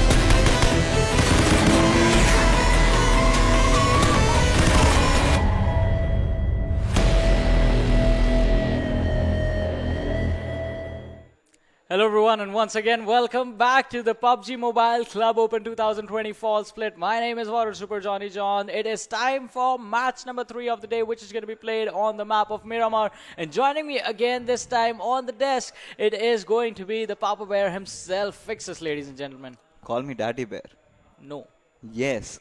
Anyways, so we did see Salty Squad getting an amazing chicken dinner out there. So the old guards also stepping up. The first game did not really go as per their plan, but they did come out stronger. But right now, we are going to Miramar, where experience is definitely going to matter. Yeah, it is going to matter indeed because the match has started. And let us have a look at the trajectory of the plane, which goes from La Cabrera all the way towards right down the middle on the southern side of the map, the southern side of Los Leones. So an incredible split can come out from all the teams, since now basically apart from the far northeast area like Campo Militar and Tierra Bronca, all the other drop locations on this huge map of Miramar are going to be available to the players and the teams.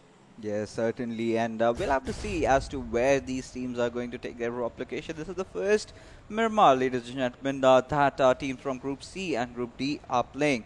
So eyes will be on the teams that are going to land at San Martin, Hacienda del Patron, and as well as Picado. So few of the teams are definitely going to go drop at Los Leones and El Pozo. I just see one team, in fact one player precisely, that is NRZ's Fadu.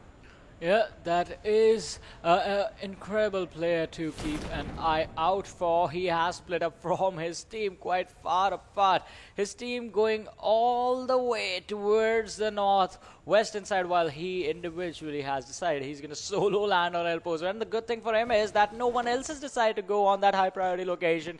Otherwise, he would have been in a lot of trouble. The circle is also on the northwestern side for now, and we're going to have to see where this game is going to go as we move on to the late game stages of the match.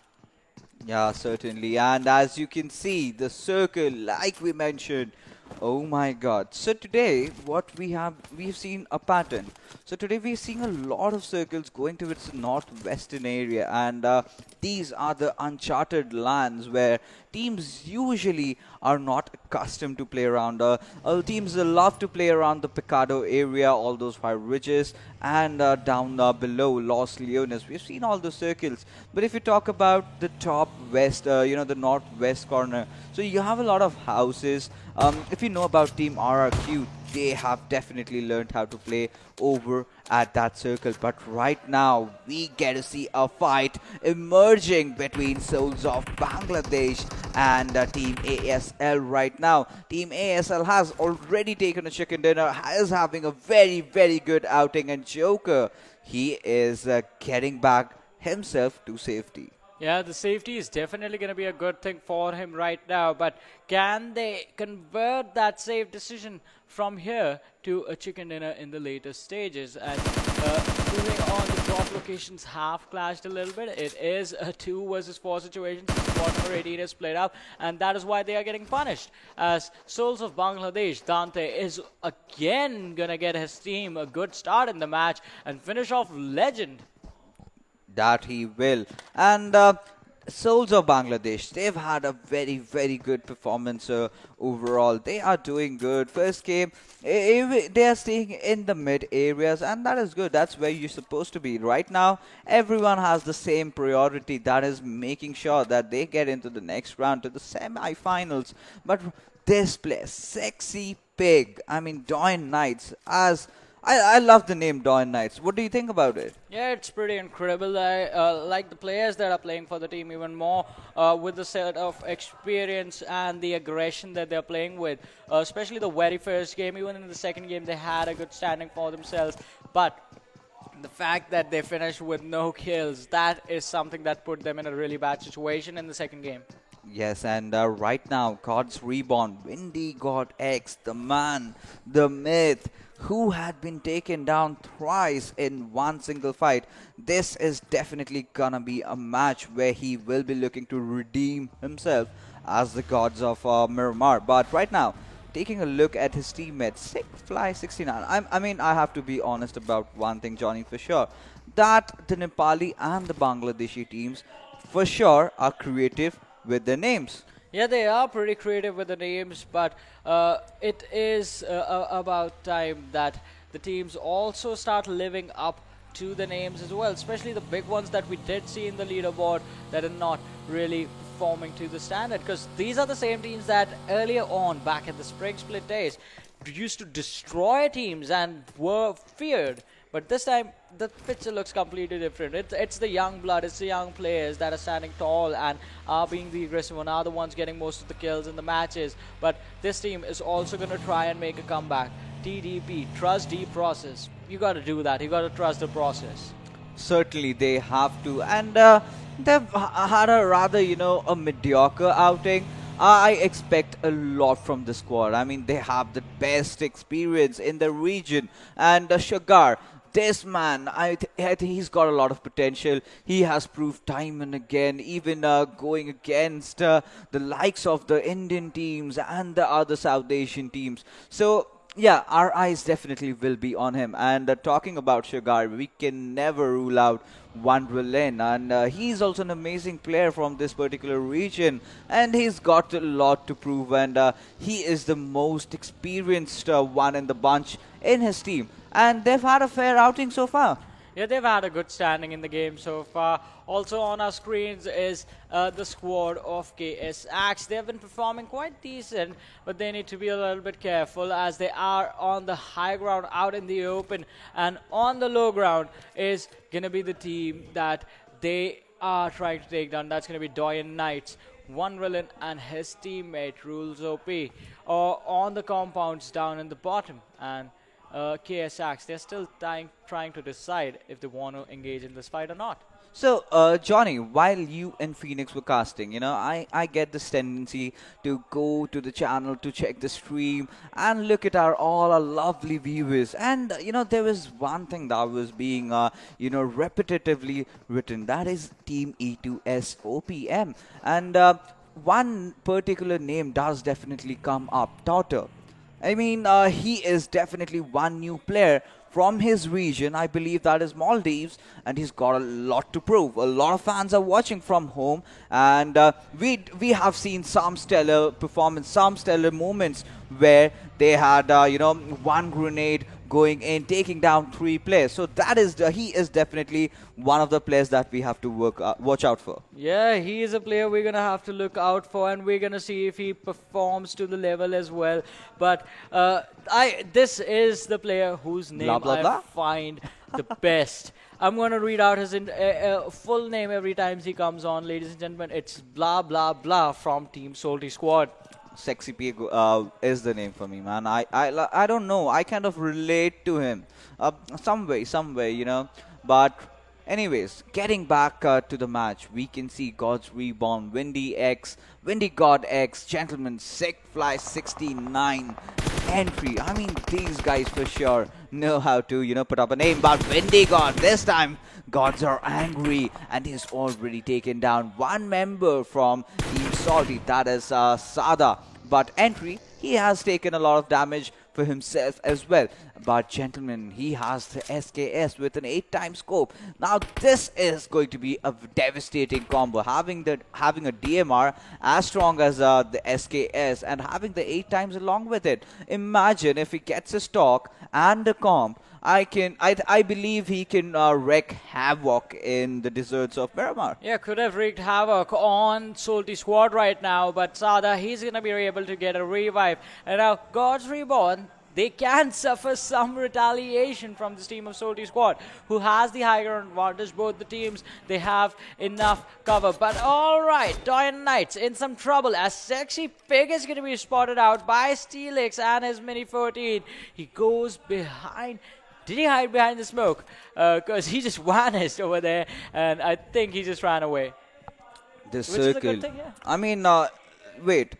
If you talk about the circle, Johnny, we are looking at Crater Fields. Yes. So we have seen this particular kind of circle during while we were casting off World League, and RRQ was the team that got the chicken dinner. All they had to do was take the highest vantage point and just be there. They separated all their 4 players to different directions and did what they did best, that is grenade and kill.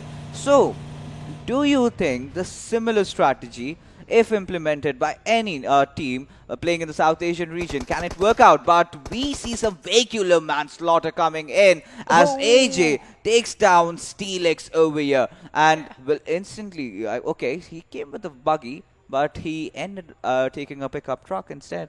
Yeah, a vehicle swap is what he wanted. Free kill is what he got as well. And Steelix was actually trying to chase down the player from Doyen Knights. He was trying to pick off Sexy Pig and went in for the chase, and that's how he got picked up. But even they need to be careful, the squad of KS Axe, because they are really close, as you can see on the minimap, to ES2 OPM. And here comes the first airdrop with the MK14 and the 4X in it, along with the level 3 kit. That is a good loadout. Absolutely. And right now, if you take a look at the center area, DRS, they are definitely going to be in some kind of tussle with enemies right in front of them. And we will have to see as to how they are going to respond, because you have Team Doyen Knights, the winners of the first game in the Wrangle. Certainly they do have the experience, and this can be their match, and that is exactly what they're trying to do.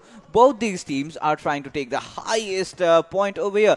Disconnect, he's off on the behind area, but right now Rules OP barely surviving with a sliver of HP, but the grenades are being cooked in, and Nima, he is definitely going to throw that nade into perfection, but barely missing out, and Rules OP surviving at 50% health.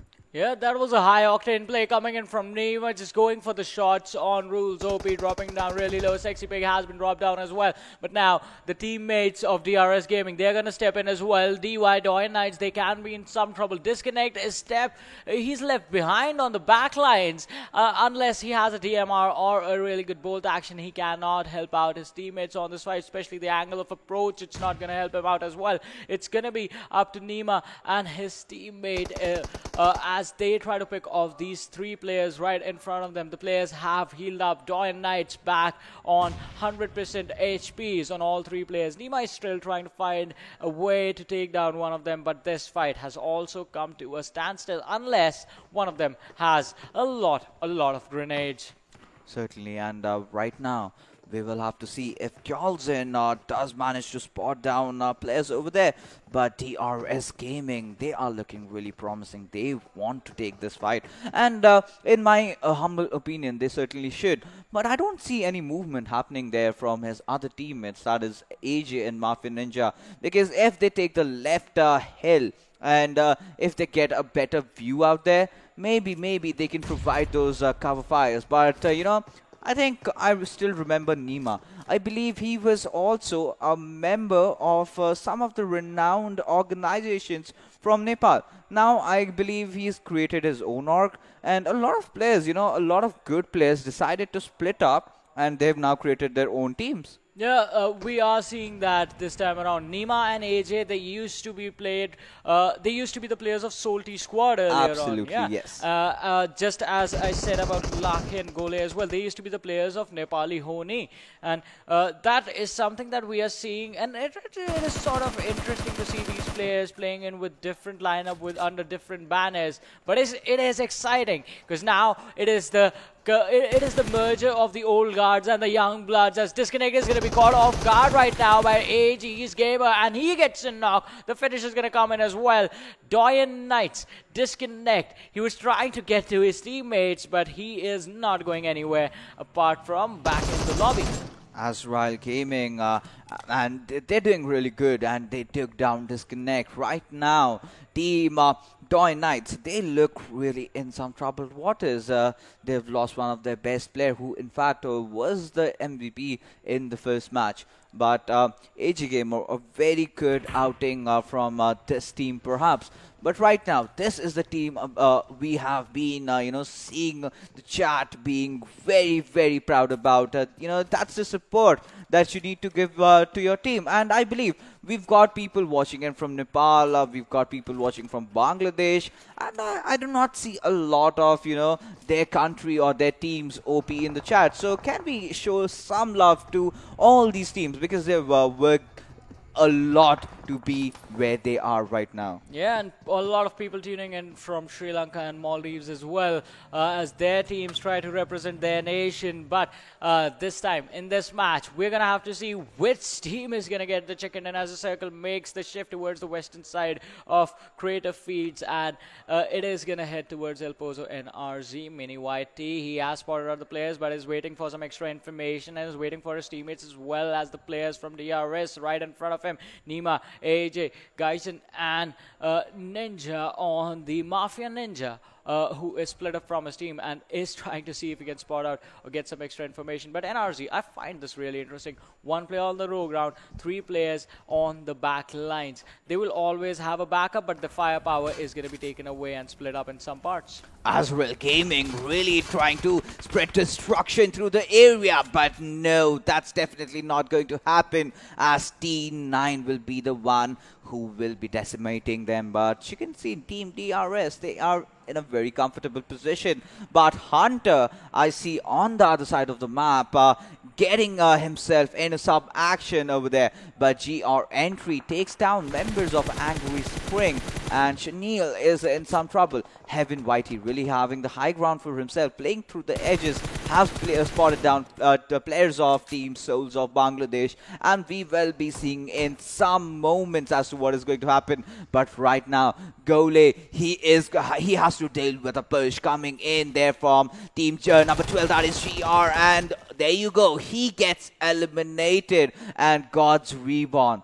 They are definitely looking very promising in this particular game. Yeah, they are looking pretty deadly, as they have 4 kills confirmed, 50% of which are on Entry alone, leading the charge with 2 kills for his team. But on the other side, Abrupt Slayers, they are going to be in trouble as one of the players is going to be taken down. And as we're talking about it, Azrael Gaming being taken out early on is going to put the team in disadvantage.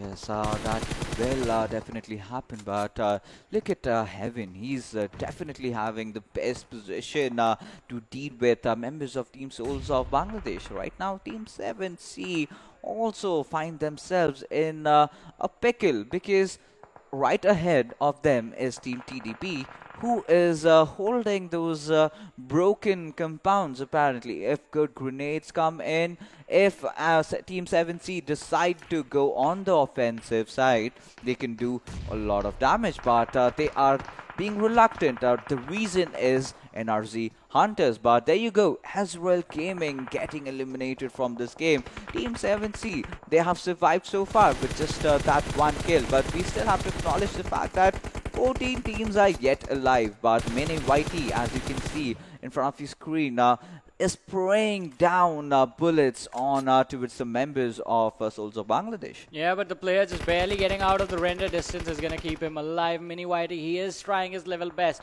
to secure this high ground and keep it secured for his team, but they can get in trouble. On the other side, God's Reborn Entry is going to be taken down. TDP Shakar coming into action again, takes down Hungry Box from the squad of 7Cs. Mini Whitey, he's still trying to spot out that one isolated player from Souls of BD. Reaper has been spotted out instead. I mean, he did see the earlier players, but he wanted to take out the back lines first. But now, 7Cs, Hungry Box, he needs a revive, and he needs it right now. Otherwise, they are going to get sandwiched between the players of NRZ and TDP.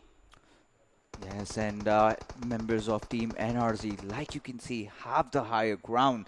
But Team 70s are rules. This is a man that you have to look out for. But Sixfly 69 coming in there with his SKS, taking down Heaven YT. But there you go, Reaper dealing a lot of damage with his grenade, and has got a grenade kill for himself. But 7Cs, they are all pinned down to one side, and Arus being the one on the flank angle. It's a 3-1 split. Can Team NRZ capitalize on the situation? Can they take a few knocks? We will have to see. But Z-Sense, like you can see, they have taken a lot of damage right now. He has to heal himself up, but this is the... oh, he's out of first aids. Yeah, he's out of first stage and he is going to have to find some from his teammates. But Gods Reborn, they are going to put TDP in a lot of trouble. As we see Sick Fly 6-9 take down Shagar. And gentlemen, from the other side is just trying to keep the back lines covered and is going to try and keep the back lines clear as well. That is a really, really good strat. Keep one guy to clear out the back so that no third parties happen and then focus on the fight up ahead. But Salty Squad is going to step into the action. And Jet Z is going to take down Marshall from Thunder Yetis, and they lose another player. Another knock coming in from the side of Thunder Yetis is just going to reduce their numbers further and further.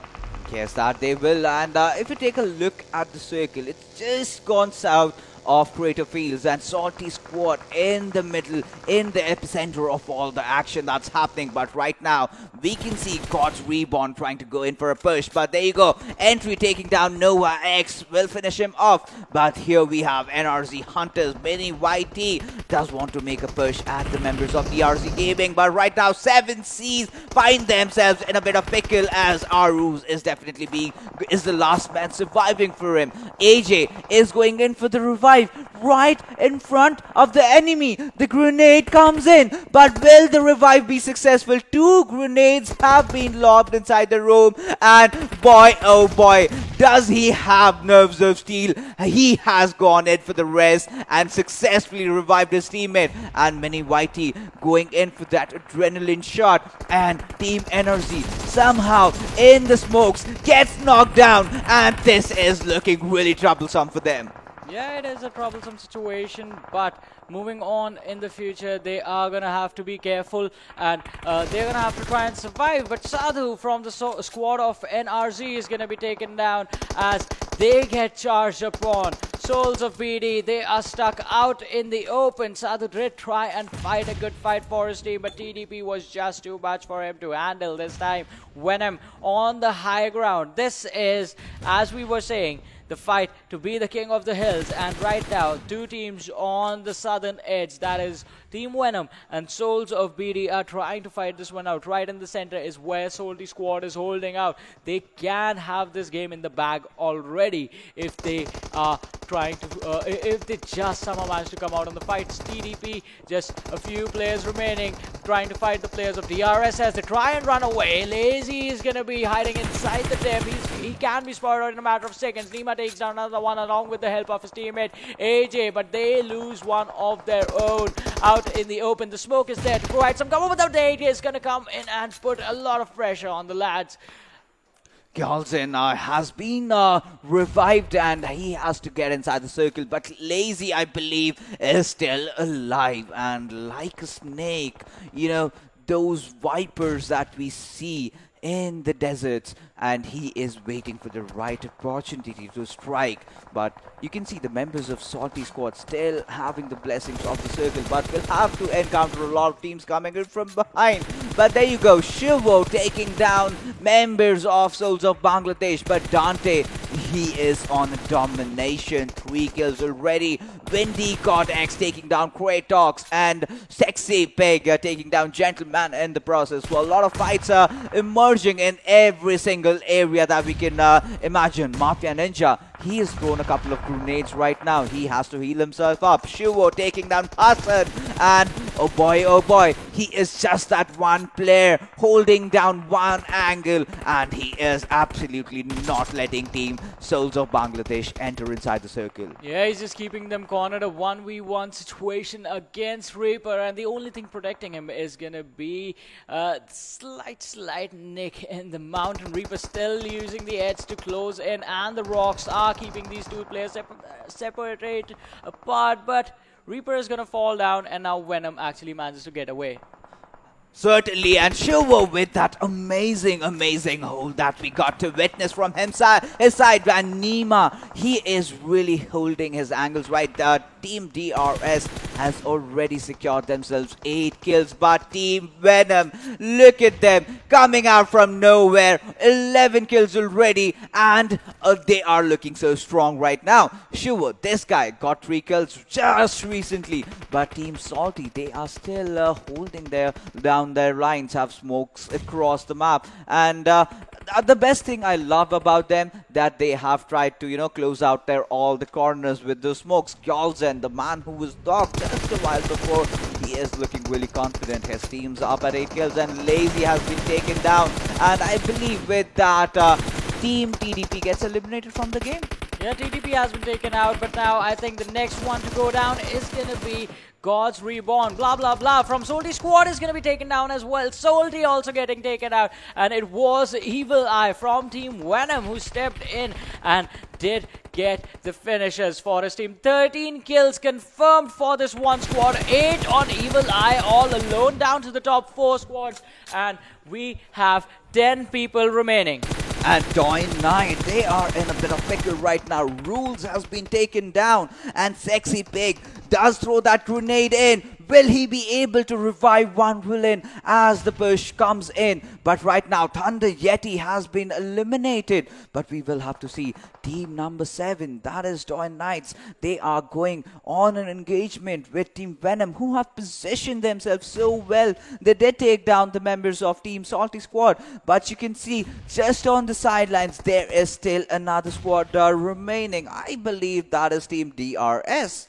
Yeah, DRS, and they can actually put them in some sort of a trouble, but I think Doyen Knights is the team that is going to be in the most pressurable situation right now outside the circle and will have to figure out a way to come in. But DRS from the backlines, AJ is going to try and find an opening for his team along with the rest of the mates right behind him, and it is going to be a troublesome situation. But Doyen Knights doing the work for them as one villain is going to get a knock and is going to be traded out instantly by Evil Eye.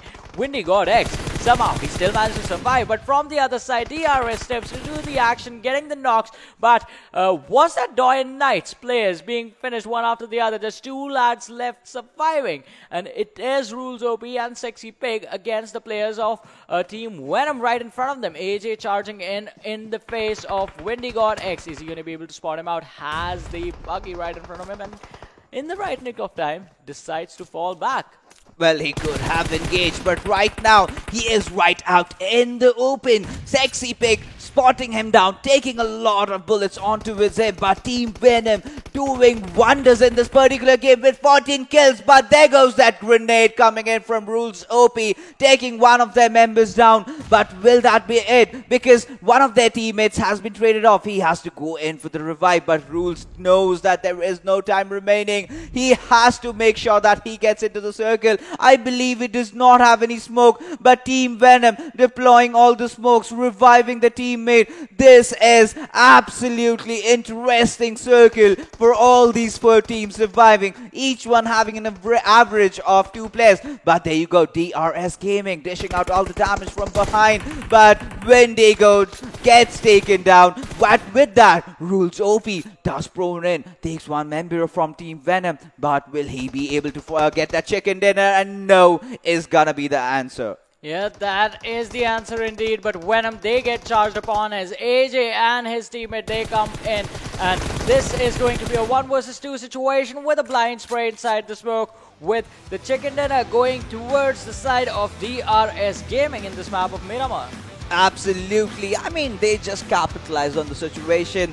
They waited for the right opportunistic moment, and while Team Doin Knights and Venom were engaging amongst each other, they were the ones to have the bread. And with that, got themselves the chicken dinner. But we cannot rule out how amazing Team Venom played. Almost, I guess, 14 or 15 kills. Yeah, it was an incredible performance coming in from those lads. And it is those kill points that are going to be really crucial to them when we move on and see how the standings look like. And especially Evil Eye from Who's Team the Venom. MVP? Who do you think? I definitely think it is going to be Evil Eye. Yes, certainly he can be. He can be. And Evil Eye, if I'm not wrong, was playing an INES, right? Yeah, earlier he was Yes. during the last split. That is in fact correct. This time in this game, though, he had 8 kills the last time we saw them, and that was before the fight with Doyen Knights even happened.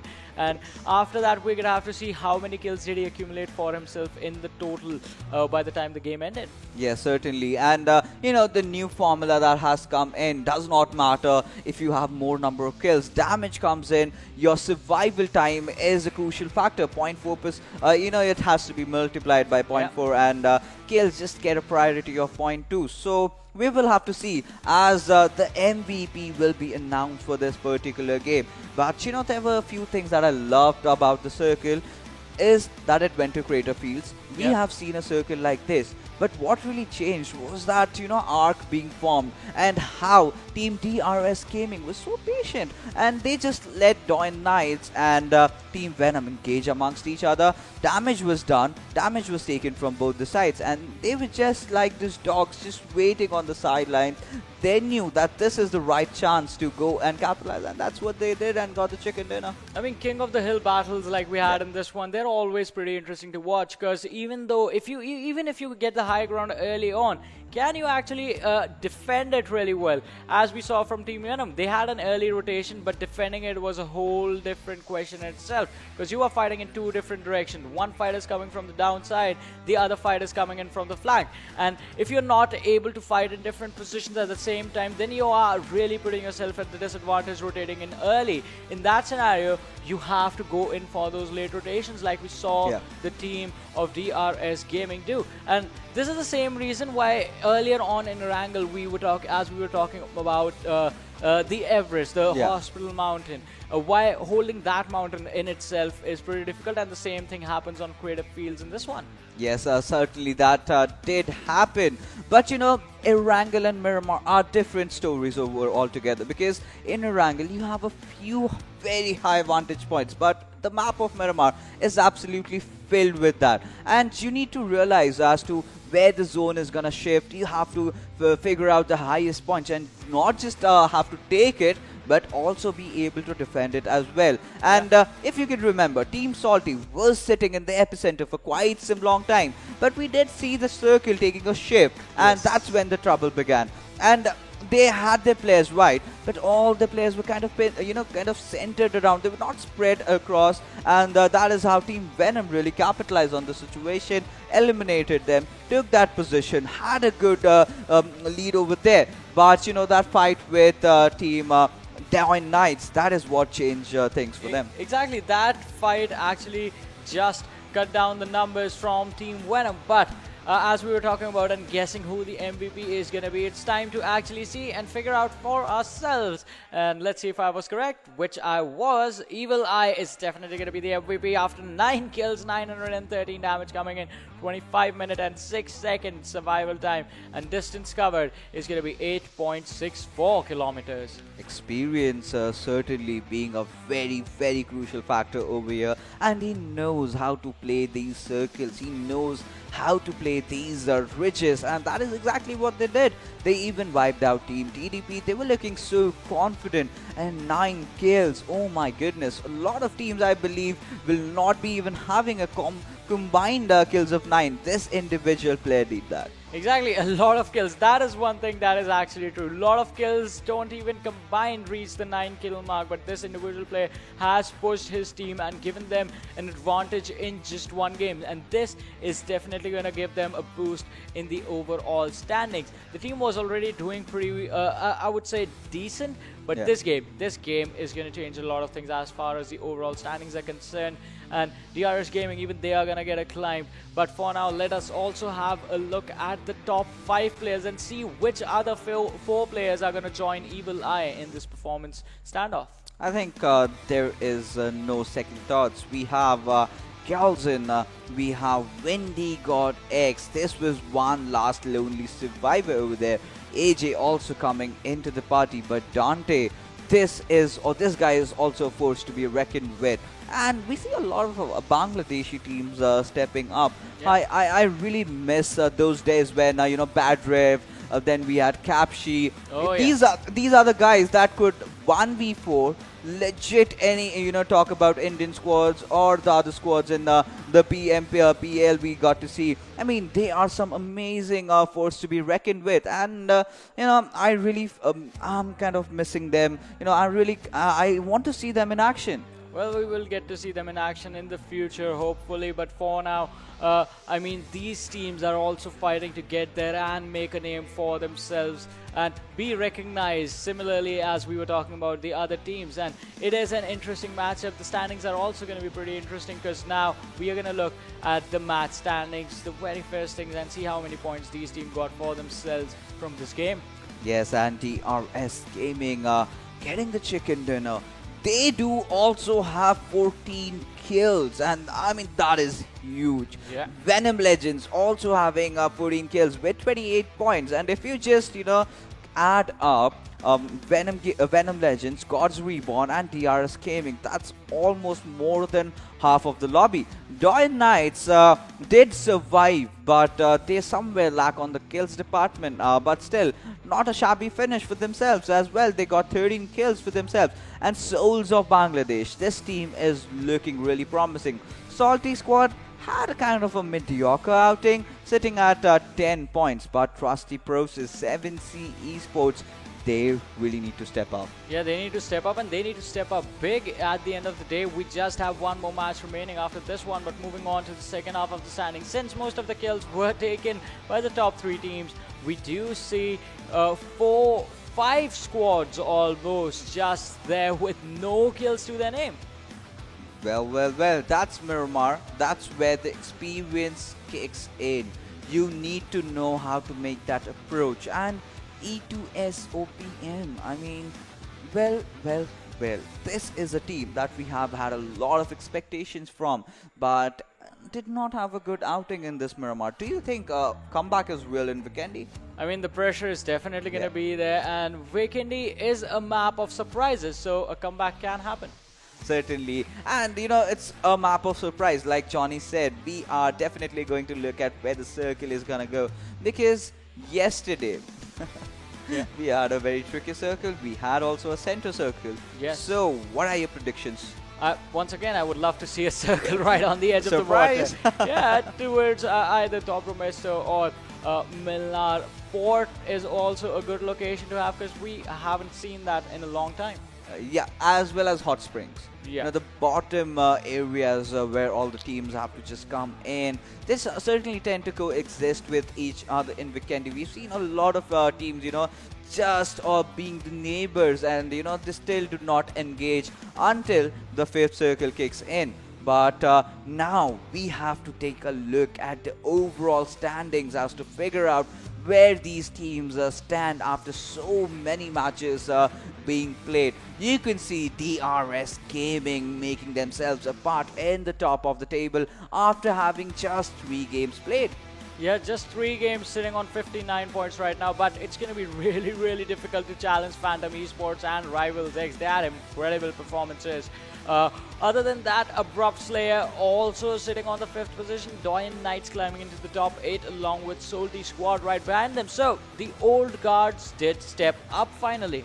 Yes, they did, and this is just a start, right? Yeah. We will also get to see Group A going against Group C, Group B going against Group D, so everyone's gonna play each other. But if we take a look at the second quarter, we can see Gods Reborn, Souls of BD. They are also making an entrance alongside Venom Legends after this particular game. Yeah, Venom Legends also having an amazing performance, 33 points in total, sitting on the 13th position. So that these staying in the top 16 is where you want to be at any given time. Being in the top 24, 17 to 24, that's when the pressure starts to build up, especially with matches remaining, because now that means if your matches are left, the teams behind you, if their matches are left, they can potentially climb up. The difference is not that big.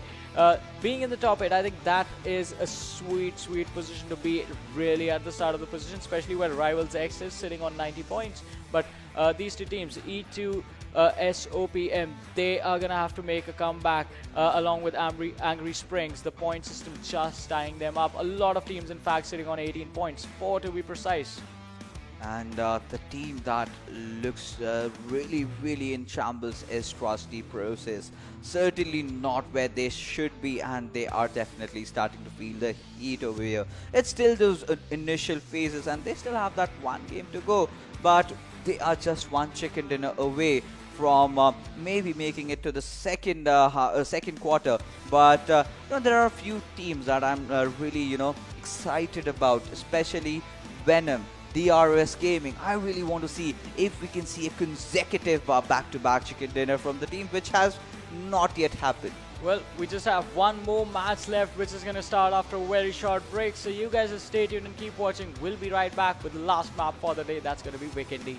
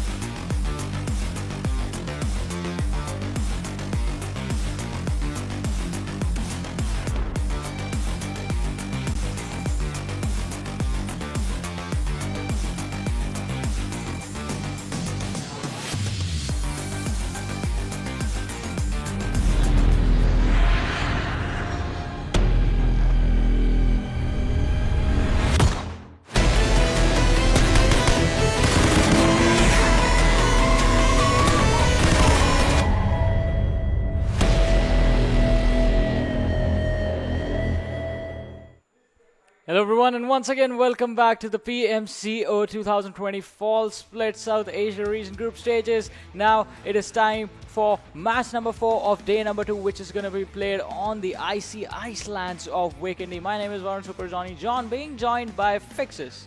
Thank you so much. And now, as we will be moving on to Weekendie, like we have mentioned earlier, it's a map of surprises. We have to look at where the circle is formed and how the teams are going to rotate. Yeah, definitely, because circle is something that breaks down the teams most of the times. If it's on the edge, that means your fights are going to be pretty interesting. Teams playing right around the shore area sometimes have the advantage, and the circle in the early stages, it doesn't make those drastic shifts. It's centered around the previous circle, but then you reach the 4th or the 5th one and then it's just complete chaos. Absolutely. You just certainly tend to get bamboozled by the way circle takes shifts in the early stages, I believe. But after that, I think it's an even shift. But, now we have to see as to are the teams going to prioritize the MP5K, because this weapon has been one weapon that is in the news right now. If you can remember, World League, BTR Ryzen taking down the entire squad of Orange Rock alone. So I'm pretty sure all these teams must have seen that. And after that, we've seen a rise in the use of this particular weapon. Yeah, I mean, there are highlight reels just of that particular SMG in the close range. But the match has also started, so let's have a look at the trajectory of the plane, which does start from port. So there is hope for me, and Milnar is the end point of the plane path. You know what we have observed? Wherever the flight path goes, the circle kind of tends to go on the other side. So maybe we get to see a cement factory circle or maybe a Cosmodrome circle, but that only time is gonna tell. And like I want to see a hot spring circle because yesterday we had the best of both worlds. We saw a center circle. We had also covered a very drastic circle in the PMCO Pakistan region. But right now, you can see teams that tend to go towards the eastern side, they're going to have a bit of trouble finding those vehicles. But we can see a lot of teams landing on the left-hand side. And there you go. Cosmodrome, Mount Kresnik, I believe, is the epicenter of this particular circle. Yeah, Mount Kresnik, the area between those two locations, and I think this one is going to head towards the Cosmodrome and the coal mine area, slightly up towards the north. And the teams, as we know, the standard strategy on Weekendie is just to go in early in the zone and hold on to your drop locations. It is going to be troublesome for the squads that are right now just going for the drops on the southern side of the map. We do see the cluster on Volnova. We do see the squad of Venom on towards Abbey and Seven Seas as well. So the center area, however, looks really vacant. I mean, no team has decided to drop off at Villa, and that's a sham.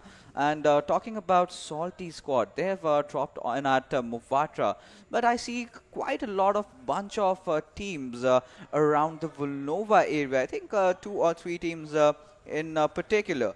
But there you go, Team T9 will be facing a very good team right now. Doin Knight, Sexy Pig, almost being very close to Shuvo. Yep, but this time it can be an interesting outing for a lot of teams because, as we were talking, Weekendie is a map of surprises, and the surprises along with the circles comes with the third parties that you get to see on this map. Doin Knights, they are spread out as you can see on the mini map, while the team of Thunder Yetis, alright, it is 999 in here, and 999, they are sort of positioned right next to each other, so they will have backup in case of a fight if it were to break out right now. Yes, and right now, Team Doin Knights, they have dropped off at Dobro Mesto. And, this is a town that is divided into 2 halves. You just have to take control. You just have to loot your stuff, whatever you need, and then maybe go back towards the church area. But right now, members of Team Doin Knights, like I said, Disconnect, he is definitely one of the players that we have to look out for the MVP of the first game. But talking about the circle, they've got some distance to travel and to make themselves in the center. But do you think, Johnny, do you think can we witness a Mount Kresnik circle? Because there you need to have that high ground advantage, and kind of gives you those Miramar vibes. Yeah, they can give the high ground if the Mount Kresnik circle is there, is definitely going to be an advantage. But didn't we see that yesterday? We certainly did not. But let's see if the circle is favorable on Mount Kresnik this time, because Team AJ will definitely be looking forward to that. But Azrael Gaming, like we said, we saw a very decent outing. I wouldn't say the best of outing yet, but one of those teams, Angry Springs as well. They have been disappointing today. Yeah, the performance. I mean, we do expect them to step up right now in this game because the day is still not over. Still one more game left for every single player in the server right now. And this is the downside of having circles entirely on LAN. The game turns out to be slower than Miramar.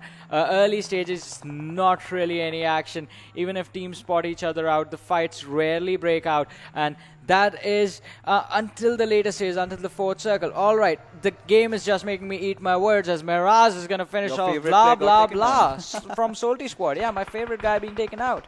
Certainly. And right now, we will have to see if Team KS is going to, bring down all the lead onto it. Sada, his position is definitely compromised. One good grenade, or maybe if it decides to just blow up Sada's vehicles, Meras can get one good knock and a kill. But there you go, the trouble is not over, as Salty are looking to make a comeback. Genzi trying to make a flank angle. We can see Rusin coming in from the top, and this is going to be a disaster for maybe Meras. But right now, as you can see, just drop, deploy the smoke and have retrieved. Yeah, they fell back, and I think that was a good decision. They had already lost one player, but now just managed to survive for the later stages. But Gen Z, he's going to be spotted out, and he's going to be chased on over there. And we have to see how that thing goes out, because now Abrupt Slayer's legend, he did spot out the player, goes in the other direction. His teammates are right behind them, and I think they know. Do they know where Gen Z was? No, they don't. They just go straight into the circle and look for some cover for themselves. And we will have to see Legend and his team, Heaven, King, Joker. So what these four lads are capable of doing. And right now they are hovering around Goroka. And they've picked up that loot. They're good to go. But if you take a look at the circle, we see a lot of teams on the edges. And we know in Vikendi, you can have two types of approach. Either sit in the center or just make those late rotations inside. Because after a while, a lot of teams tend to, kind of center or kind of tend to position themselves around the central area. So if a circle takes a drastic shift, and then you see the massacre happening, all those squads going up against each other. So I think the strat that really BTR uses, some of these teams might use it as well. Yeah, they might use it or they might not. They might have their own strat as well, which they think it is going to work out better for them. But in the meanwhile, something that's not going to work out is going to be the rotation that Salty Squad were making, as another player is going to be picked off from their team. And this time, it is going to be Sada. It's going to be Sada, but right now, Salty Squads, too much in the salty waters. And, well, right now, Kratos, I can see him taking a shot, and TDP, one player gets blown away. I believe that was Lazy. That was Shagar from TDP who was taken out. But TDP, they are quite close over here in this area of coal mines, and they need to be really careful of the squad of Thunder Yetis, because they are indeed lightning and they can strike pretty hard. TDP, they have lost one of their most experienced players. Now it's going to be up to these three lads to survive and secure the points for their own selves.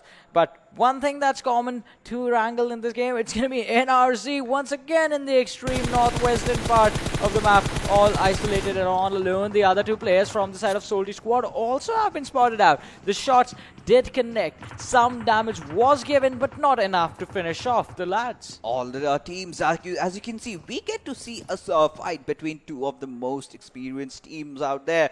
TDP going against Team Salty. And right now, look at our team number 6. 16, that is Team TY.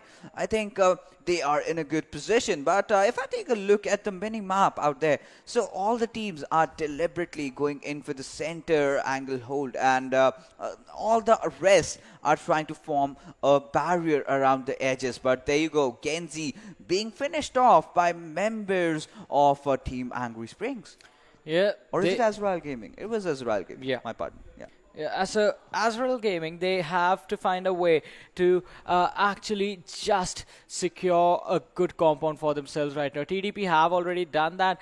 They are right now in sort of close to the center of the circle, and this is going to be really, really interesting because now the other teams are closing in as well. I want to see how NRG tries to play it, because playing the edge is a really tricky situation. You have to constantly be moving. Even though the cluster of the teams on Wick indeed tends to remain in the center, you have to keep an eye out where you're going. Talking about where you're going, T9 Shuvo, he was almost taken out. Mad Max has been knocked down. They have lost the Godfather from their side, and the car is not going to be in his control. He turns around. This can be a bad decision as the players are on the other side as well, and it is an opposing squad of DRS Gaming that is putting a lot of pressure on 999 right now. Yes, certainly they are, and Mad Max has already been taken down.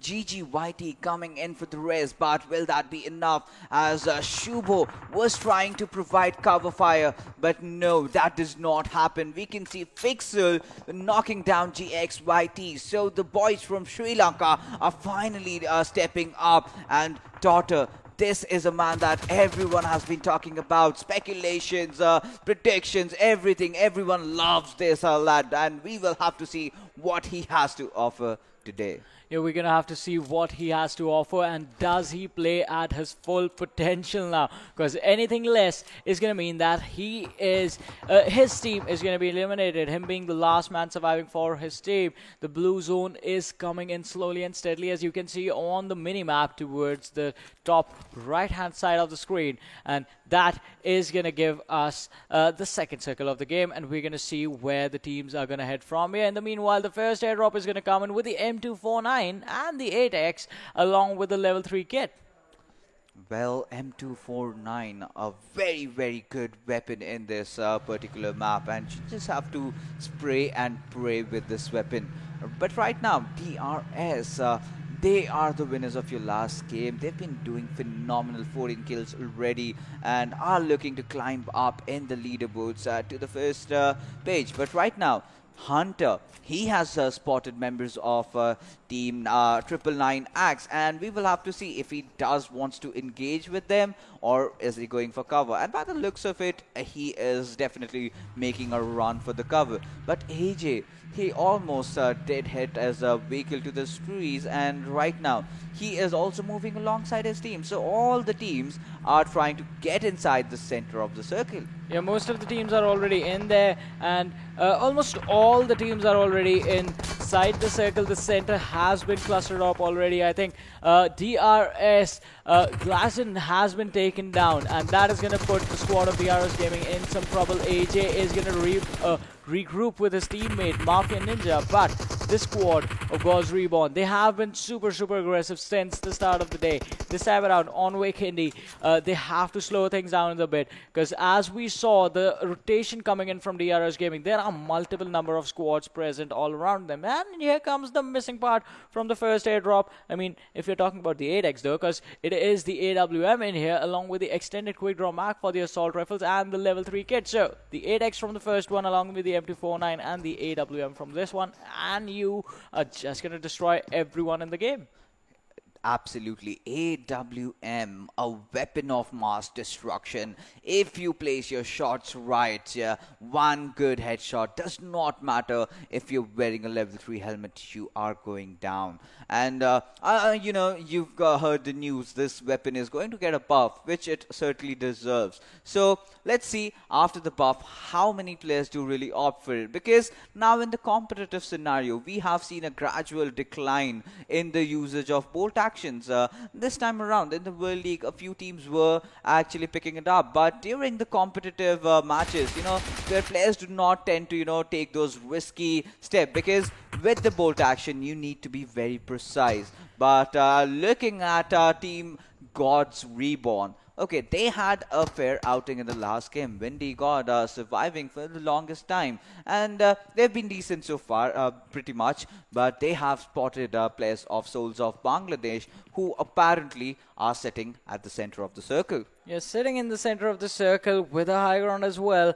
They are in a really comfortable position, but they can be taken down as well. There's a squad right next to them in Cosmodrome, and that can cause a lot of trouble for the team. It is Angry Springs, but right now Gamer X did take down someone that can put his team in a really, really good situation to go for an engagement on the players of Venom, and he does take down another one. Venom, they are looking like there is some trouble going on over there.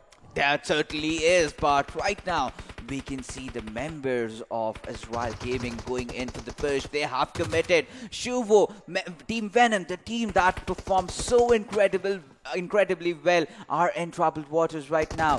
AG Gaming, they are making that push happen. Noshad getting taken down by Ditron, and Max is making a rotation out in the open. He's gonna get taken down as well, as Ditron is surviving alongside his team, dishing out a lot of damage onto the players of Azrael Gaming. But Evil Eye and Gamer have been taken down right now. Azrael Gaming, they are looking strong. They just have that one member surviving, and he is doing all the magic.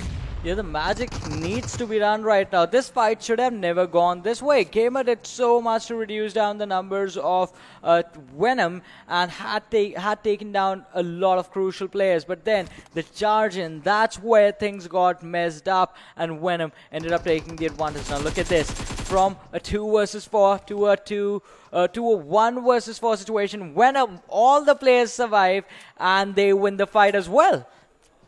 I was surprised, Johnny, to be honest, because the way Azrael Gaming made that push, even the last player, he dropped the smoke, but where was the other one? And he was right out in the open, and it's just like Azrael Gaming just coming in and giving away their lives towards the team of Venom. Amazing outing from Team Venom as well, taking those 4 kills, but right beside them is Team DRS. Yeah, almost at the point wherein we transition towards the mid-game stages, and only one team has taken exit. A few of the individual players have been picked off. 52 players still surviving, 15 teams in this game. But who is going to get the chicken dinner? That is going to be the really big question this time. As Souls of BT in front of us right now. Reaper using the high ground to spot out any opponents out in the open, but that is not going to happen. The third airdrop comes into the matchup with the AUG, the 4x scope, and the level 3 kit. And the circle, once again, just sticking to the coal mine and the Cosmodrome location. And Souls of Bangladesh, like we mentioned earlier, are sitting dead smack at the center, and they've got nothing to worry about. I just want to see which compound they are particularly holding. But there you go, Mefixol, and he has got the players of Team Venom right on his side, and shots are coming in, the flanks are coming in as well.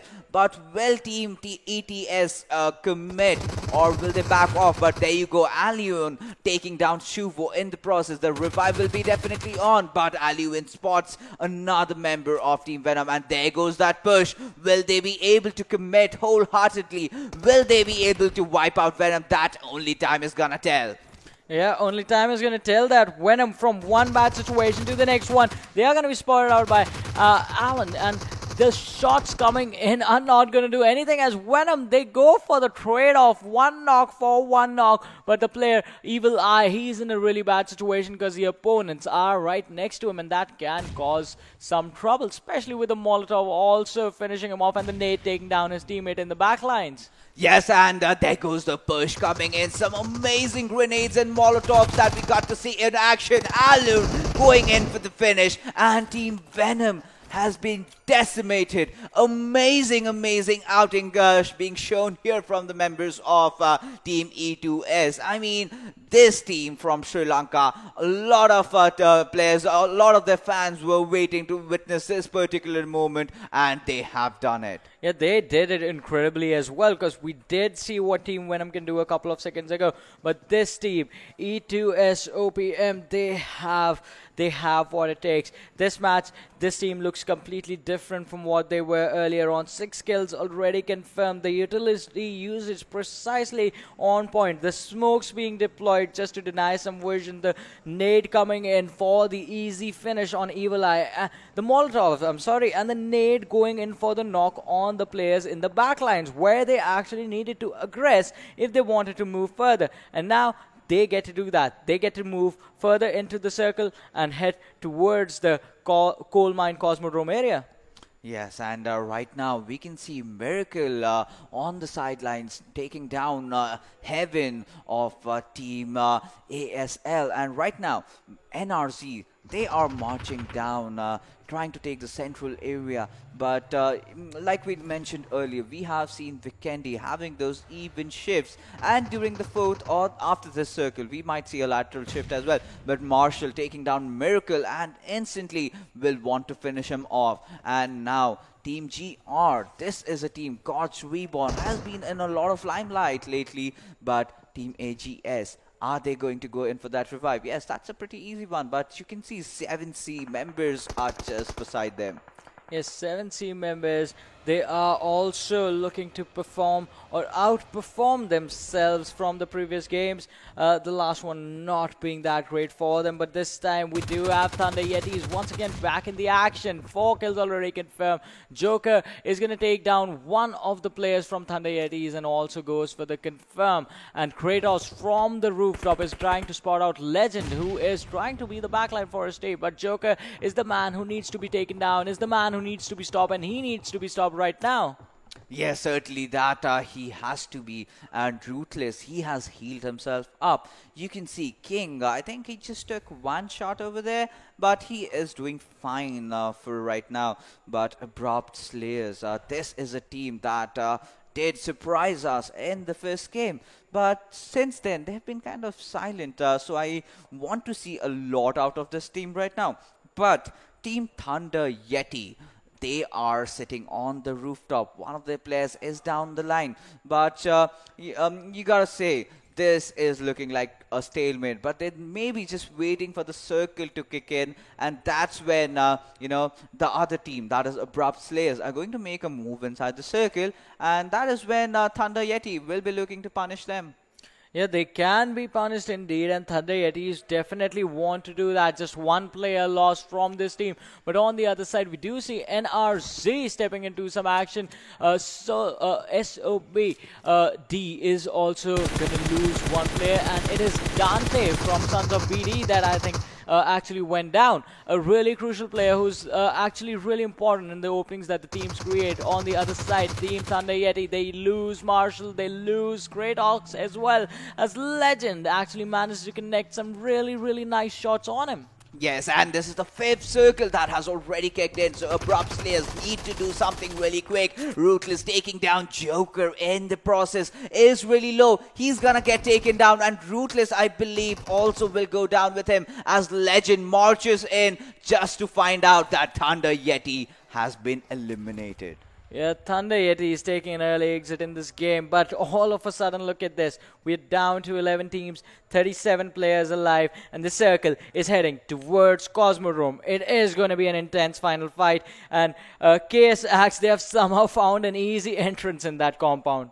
Well, the happy team that here is definitely going to be Team 7C. They are kind of, split across the map. But Disconnect taking a dig at Sadhu, knocking him down. But Rushin getting taken down. And with that, Team Salty Squad bites the dust, finishing on the 11th position. Yeah, the 11th position is going to put them in a lot of trouble, but now 7C, they are looking for more kills for themselves, and this G36C can be pretty deadly. The one player they did spot out, the damage wasn't there to come for the knock-up. Players from Doin King, they are also being taken down. Doin Knights, I'm sorry, they are being taken out by the play zone. But now E2SOPM is also going to start losing some of the crucial players as 7C Hungrybox is going to come in and just increase the aggression. Goes on a domination already. 3 kills confirmed for the individual player. Yes, absolutely. And look at them. 7 kills for Team E2S. But right now, Doin Knights, they are, they have just lost down on rules, but have not really started going, ticking off their kill counter. Maybe in the later stage of the game, which is now, they're gonna get some kills. But Hungrybox, this guy has spotted the members from Team E2S, and he is trying to create that pressure to not let them enter inside the circle. But Team 7C, Snipe OP, he's got a Bison this time on him, and Windy God, like you can see, has taken down Hydro as well. And right now, Sons of Bangladesh are looking to be in trouble as Entry gets taken down. And we will just have to see, as they're in a lot of trouble. Sigfly, being the last man alive, can he save his squad? Yeah, AGS goal in now on our screens. The fight right now among teams is going to be to enter the compound of Cosmodrome. One Rillin is going to try and gatekeep the opponents, but Muffin on the other side is going to make sure that Souls of BD are not going to survive in this game, as Hassan is going to be the one last player surviving. Dante on the back lines has been knocked down. Muffin, he was trying to gatekeep, but now he has been told to fall back. His team, they were split up. They need to regroup. Disconnect on the other side from Doyen Knights is going to make sure that NRZ is not going to move any further in this game. While the other players, while his other teammates are already rotating in towards the circle. 24 minutes in the match, 8 teams remaining, 21 players alive, and Hungrybox is going to make sure that the numbers keep going down as he gets another one out of the server. But look at the circle. I had predicted a 5th circle shift, and that is exactly what we got to witness. The circle ending somewhere near the Cosmodrome area, where Team 7C definitely have that advantage. But Team E2S have finally been eliminated. But look at Hungrybox. This lad is hungry in this particular game, already taking 5 kills and still hungry for more. But Muffin are taking a Hassan, and with that, down goes Souls of BD. Yeah, Souls of BD being taken down. 6 teams remaining now, 18 players alive. And it looks like 7C, they have finally found the momentum they were looking for. 7 kills already being confirmed. Doyen Knights, they are trying to fight their way right on the edge. 7C is in front of them. The players have spotted out each other. The shots are being fired. Hungrybox, he is hungry this time. And we have seen his name continuously appear on the kill feeds. The utility being thrown on Doyen Knights is going to put a lot of pressure on them. Sexy Pig, along with his teammate Disconnect, is going to try and create some breathing space by pushing the opponents back. 2 teams with 4 players remaining. That is 7C Esports and KSX. Rest, all of them are sitting at a man disadvantage. Sexy Pig trying to connect some shots on the players of 7Cs is going to be taken down by Snipe OP instead. And now comes the charge, and Hungrybox, here he goes. This can be a risky situation. This is risky business indeed, as he tries to fight around the smoke. Gets one, gets the second one as well, along with his teammate Snipe. And there goes Doyen Knight out of this game.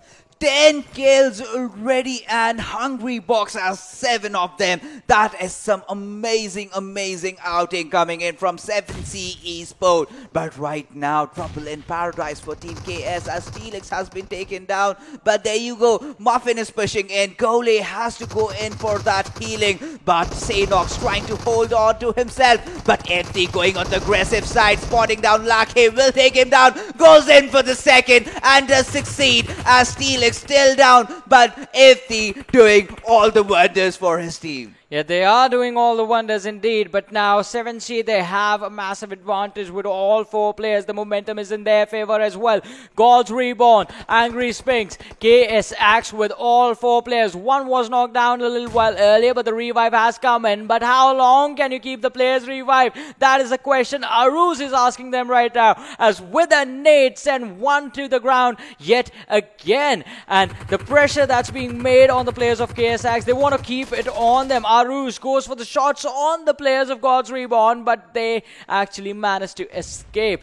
But this time, 7C, they know this game is theirs. Miraz has been spotted out. The shots were coming, but a little bit slowed down as Sixfly is going to drop down his opponent from Team 7C. But instantly gets traded off, and with that, down goes God's Reborn as Steelix will be taking down Henry. And right now, 7C is smelling the chicken dinner up from far as all these players are trying to enter inside the circle, have got themselves pinged down, and Hungry Box, my oh my, this guy is absolutely delivering chaos on his opponents, and Aru spotting down FD will take him down as 7Cs look to be reigning their domination over here. But Gole from Angry Spinks surviving till the end, going in for the heal battle. The match has almost ended, and there you go. Dance, you know you've won the game. I mean, they know they've won the game because they can't spot the opponents. They know the heal battle is happening. He's going to fire some shots.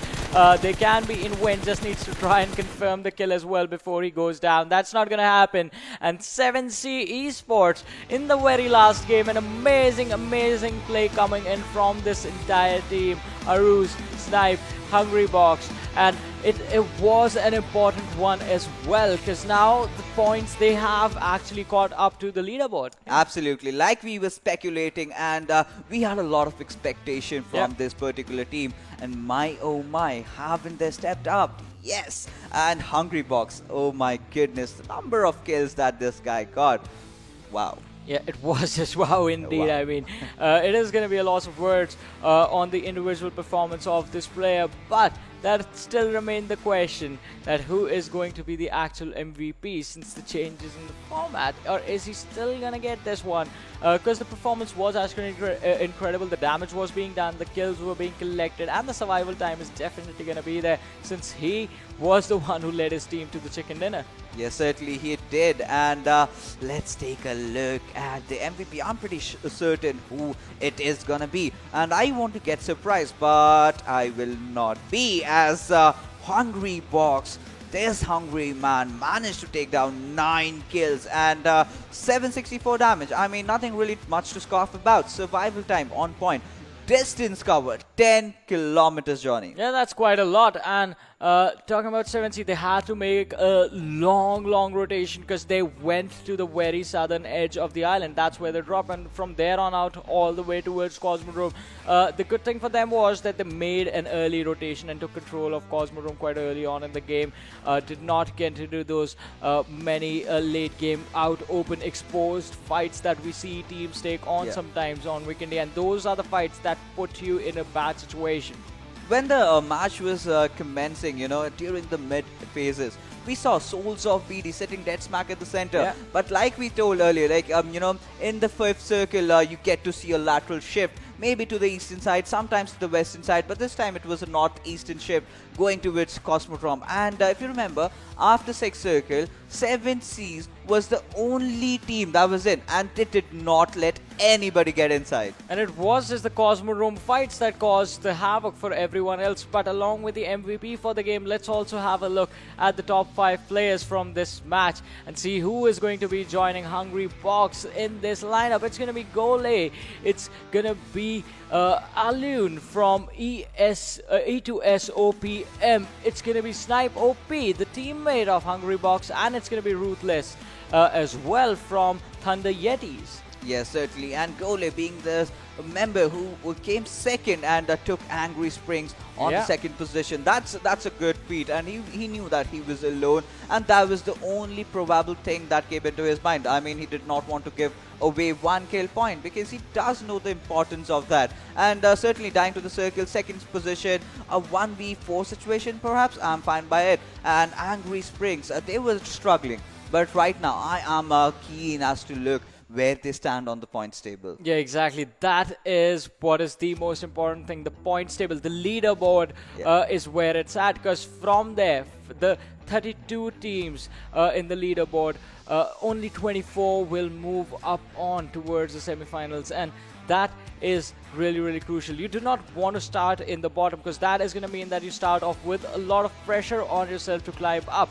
If you're already on the very first day within the top 8 teams, you can mess up an entire day and still stay within the top 24. Well, you can do, and to make sure you do that, you have to gain that early momentum. You Yes. have to keep on dominating because this is the time where you can go aggressive. But I think it's time to take a look at the standings and see where the teams stand after in this particular match. So there you go, 7C Esports, 15 kills, chicken dinner, 35 points. Angry Springs getting just those 5 kills, but still managing to get those 14 position points and ending up at 19 points. KS Axe, a rather decent outing from them as well with 14 points. Yeah, and the team on the 4th position as well, E2SOPM. Just 4 placement points, but again coming in with those 7 kill marks, 11 points being confirmed. God Reborn as well, 3 kills, 11 points in total. DRS Gaming, just 2 kills, coming in 9 points in total. Here comes Souls of BD, 5 placement points, 3 kills, 8 in total.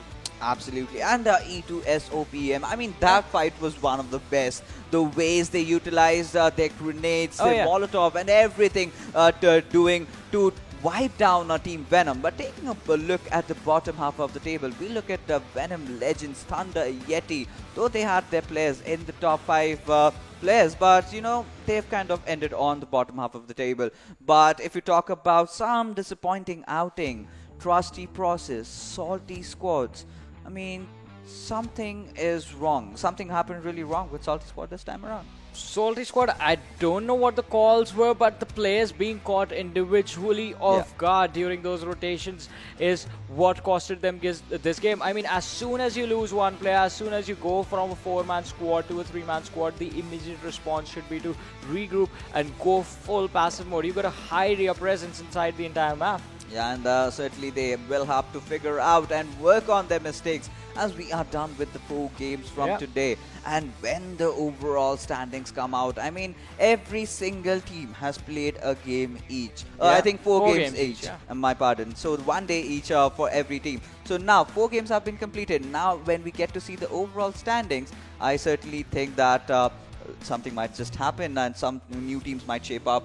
Why not just look at them right now? We do have them in front of us, where Rivals X still leading the charge, but DRS Gaming take the 3rd position, 68 points for them. 7C Esports also in the top 8, on the 4th right now, 55 points. Giant Knight on the 5th with 50. Abrupt Slayers on the 6th with 50 points as well. Gods Reborn on the 7th with 49 points. So a lot of teams from Group C and D actually climbing up pretty high in the leaderboard. Absolutely, 7C Esports, I could see Giant Knight and a lot of teams like you mentioned. But if you take a look at the second quarter, we can see teams from Angry Springs, Venom Legends, Souls of BD. They have, you know, I would not say they've had the best of outing, but you know, that was average, and now they are on the 10th position. They made sure that they keep an equal ratio between their placement points and their kill points, and there you go. Yeah, there we have it. This is the top 16 though.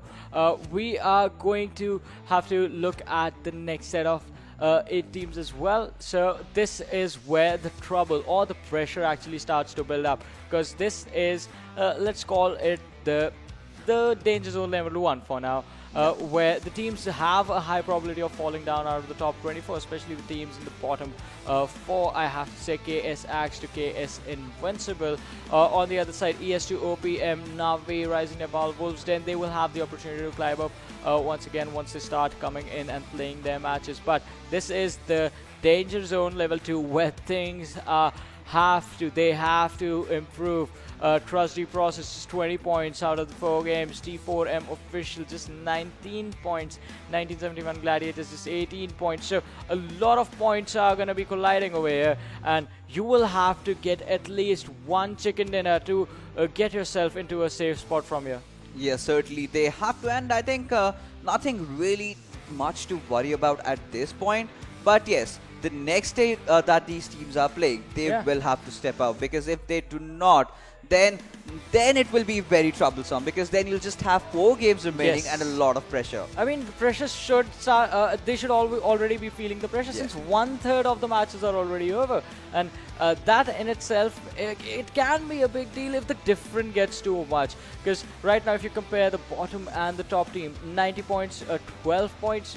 You're gonna have to cover up if you want to showcase your dominance in the group stages, and you want the teams to fear you as they go into the semi-finals. But as we were talking about it, teams still have a lot more matches to go, and a comeback is always possible, especially when you're talking about multiple games being played. We are done for the day. We'll be coming back tomorrow at the same time. See you guys then. My name is Varun Super Johnny John, joined by Fixes. You guys take care and good night.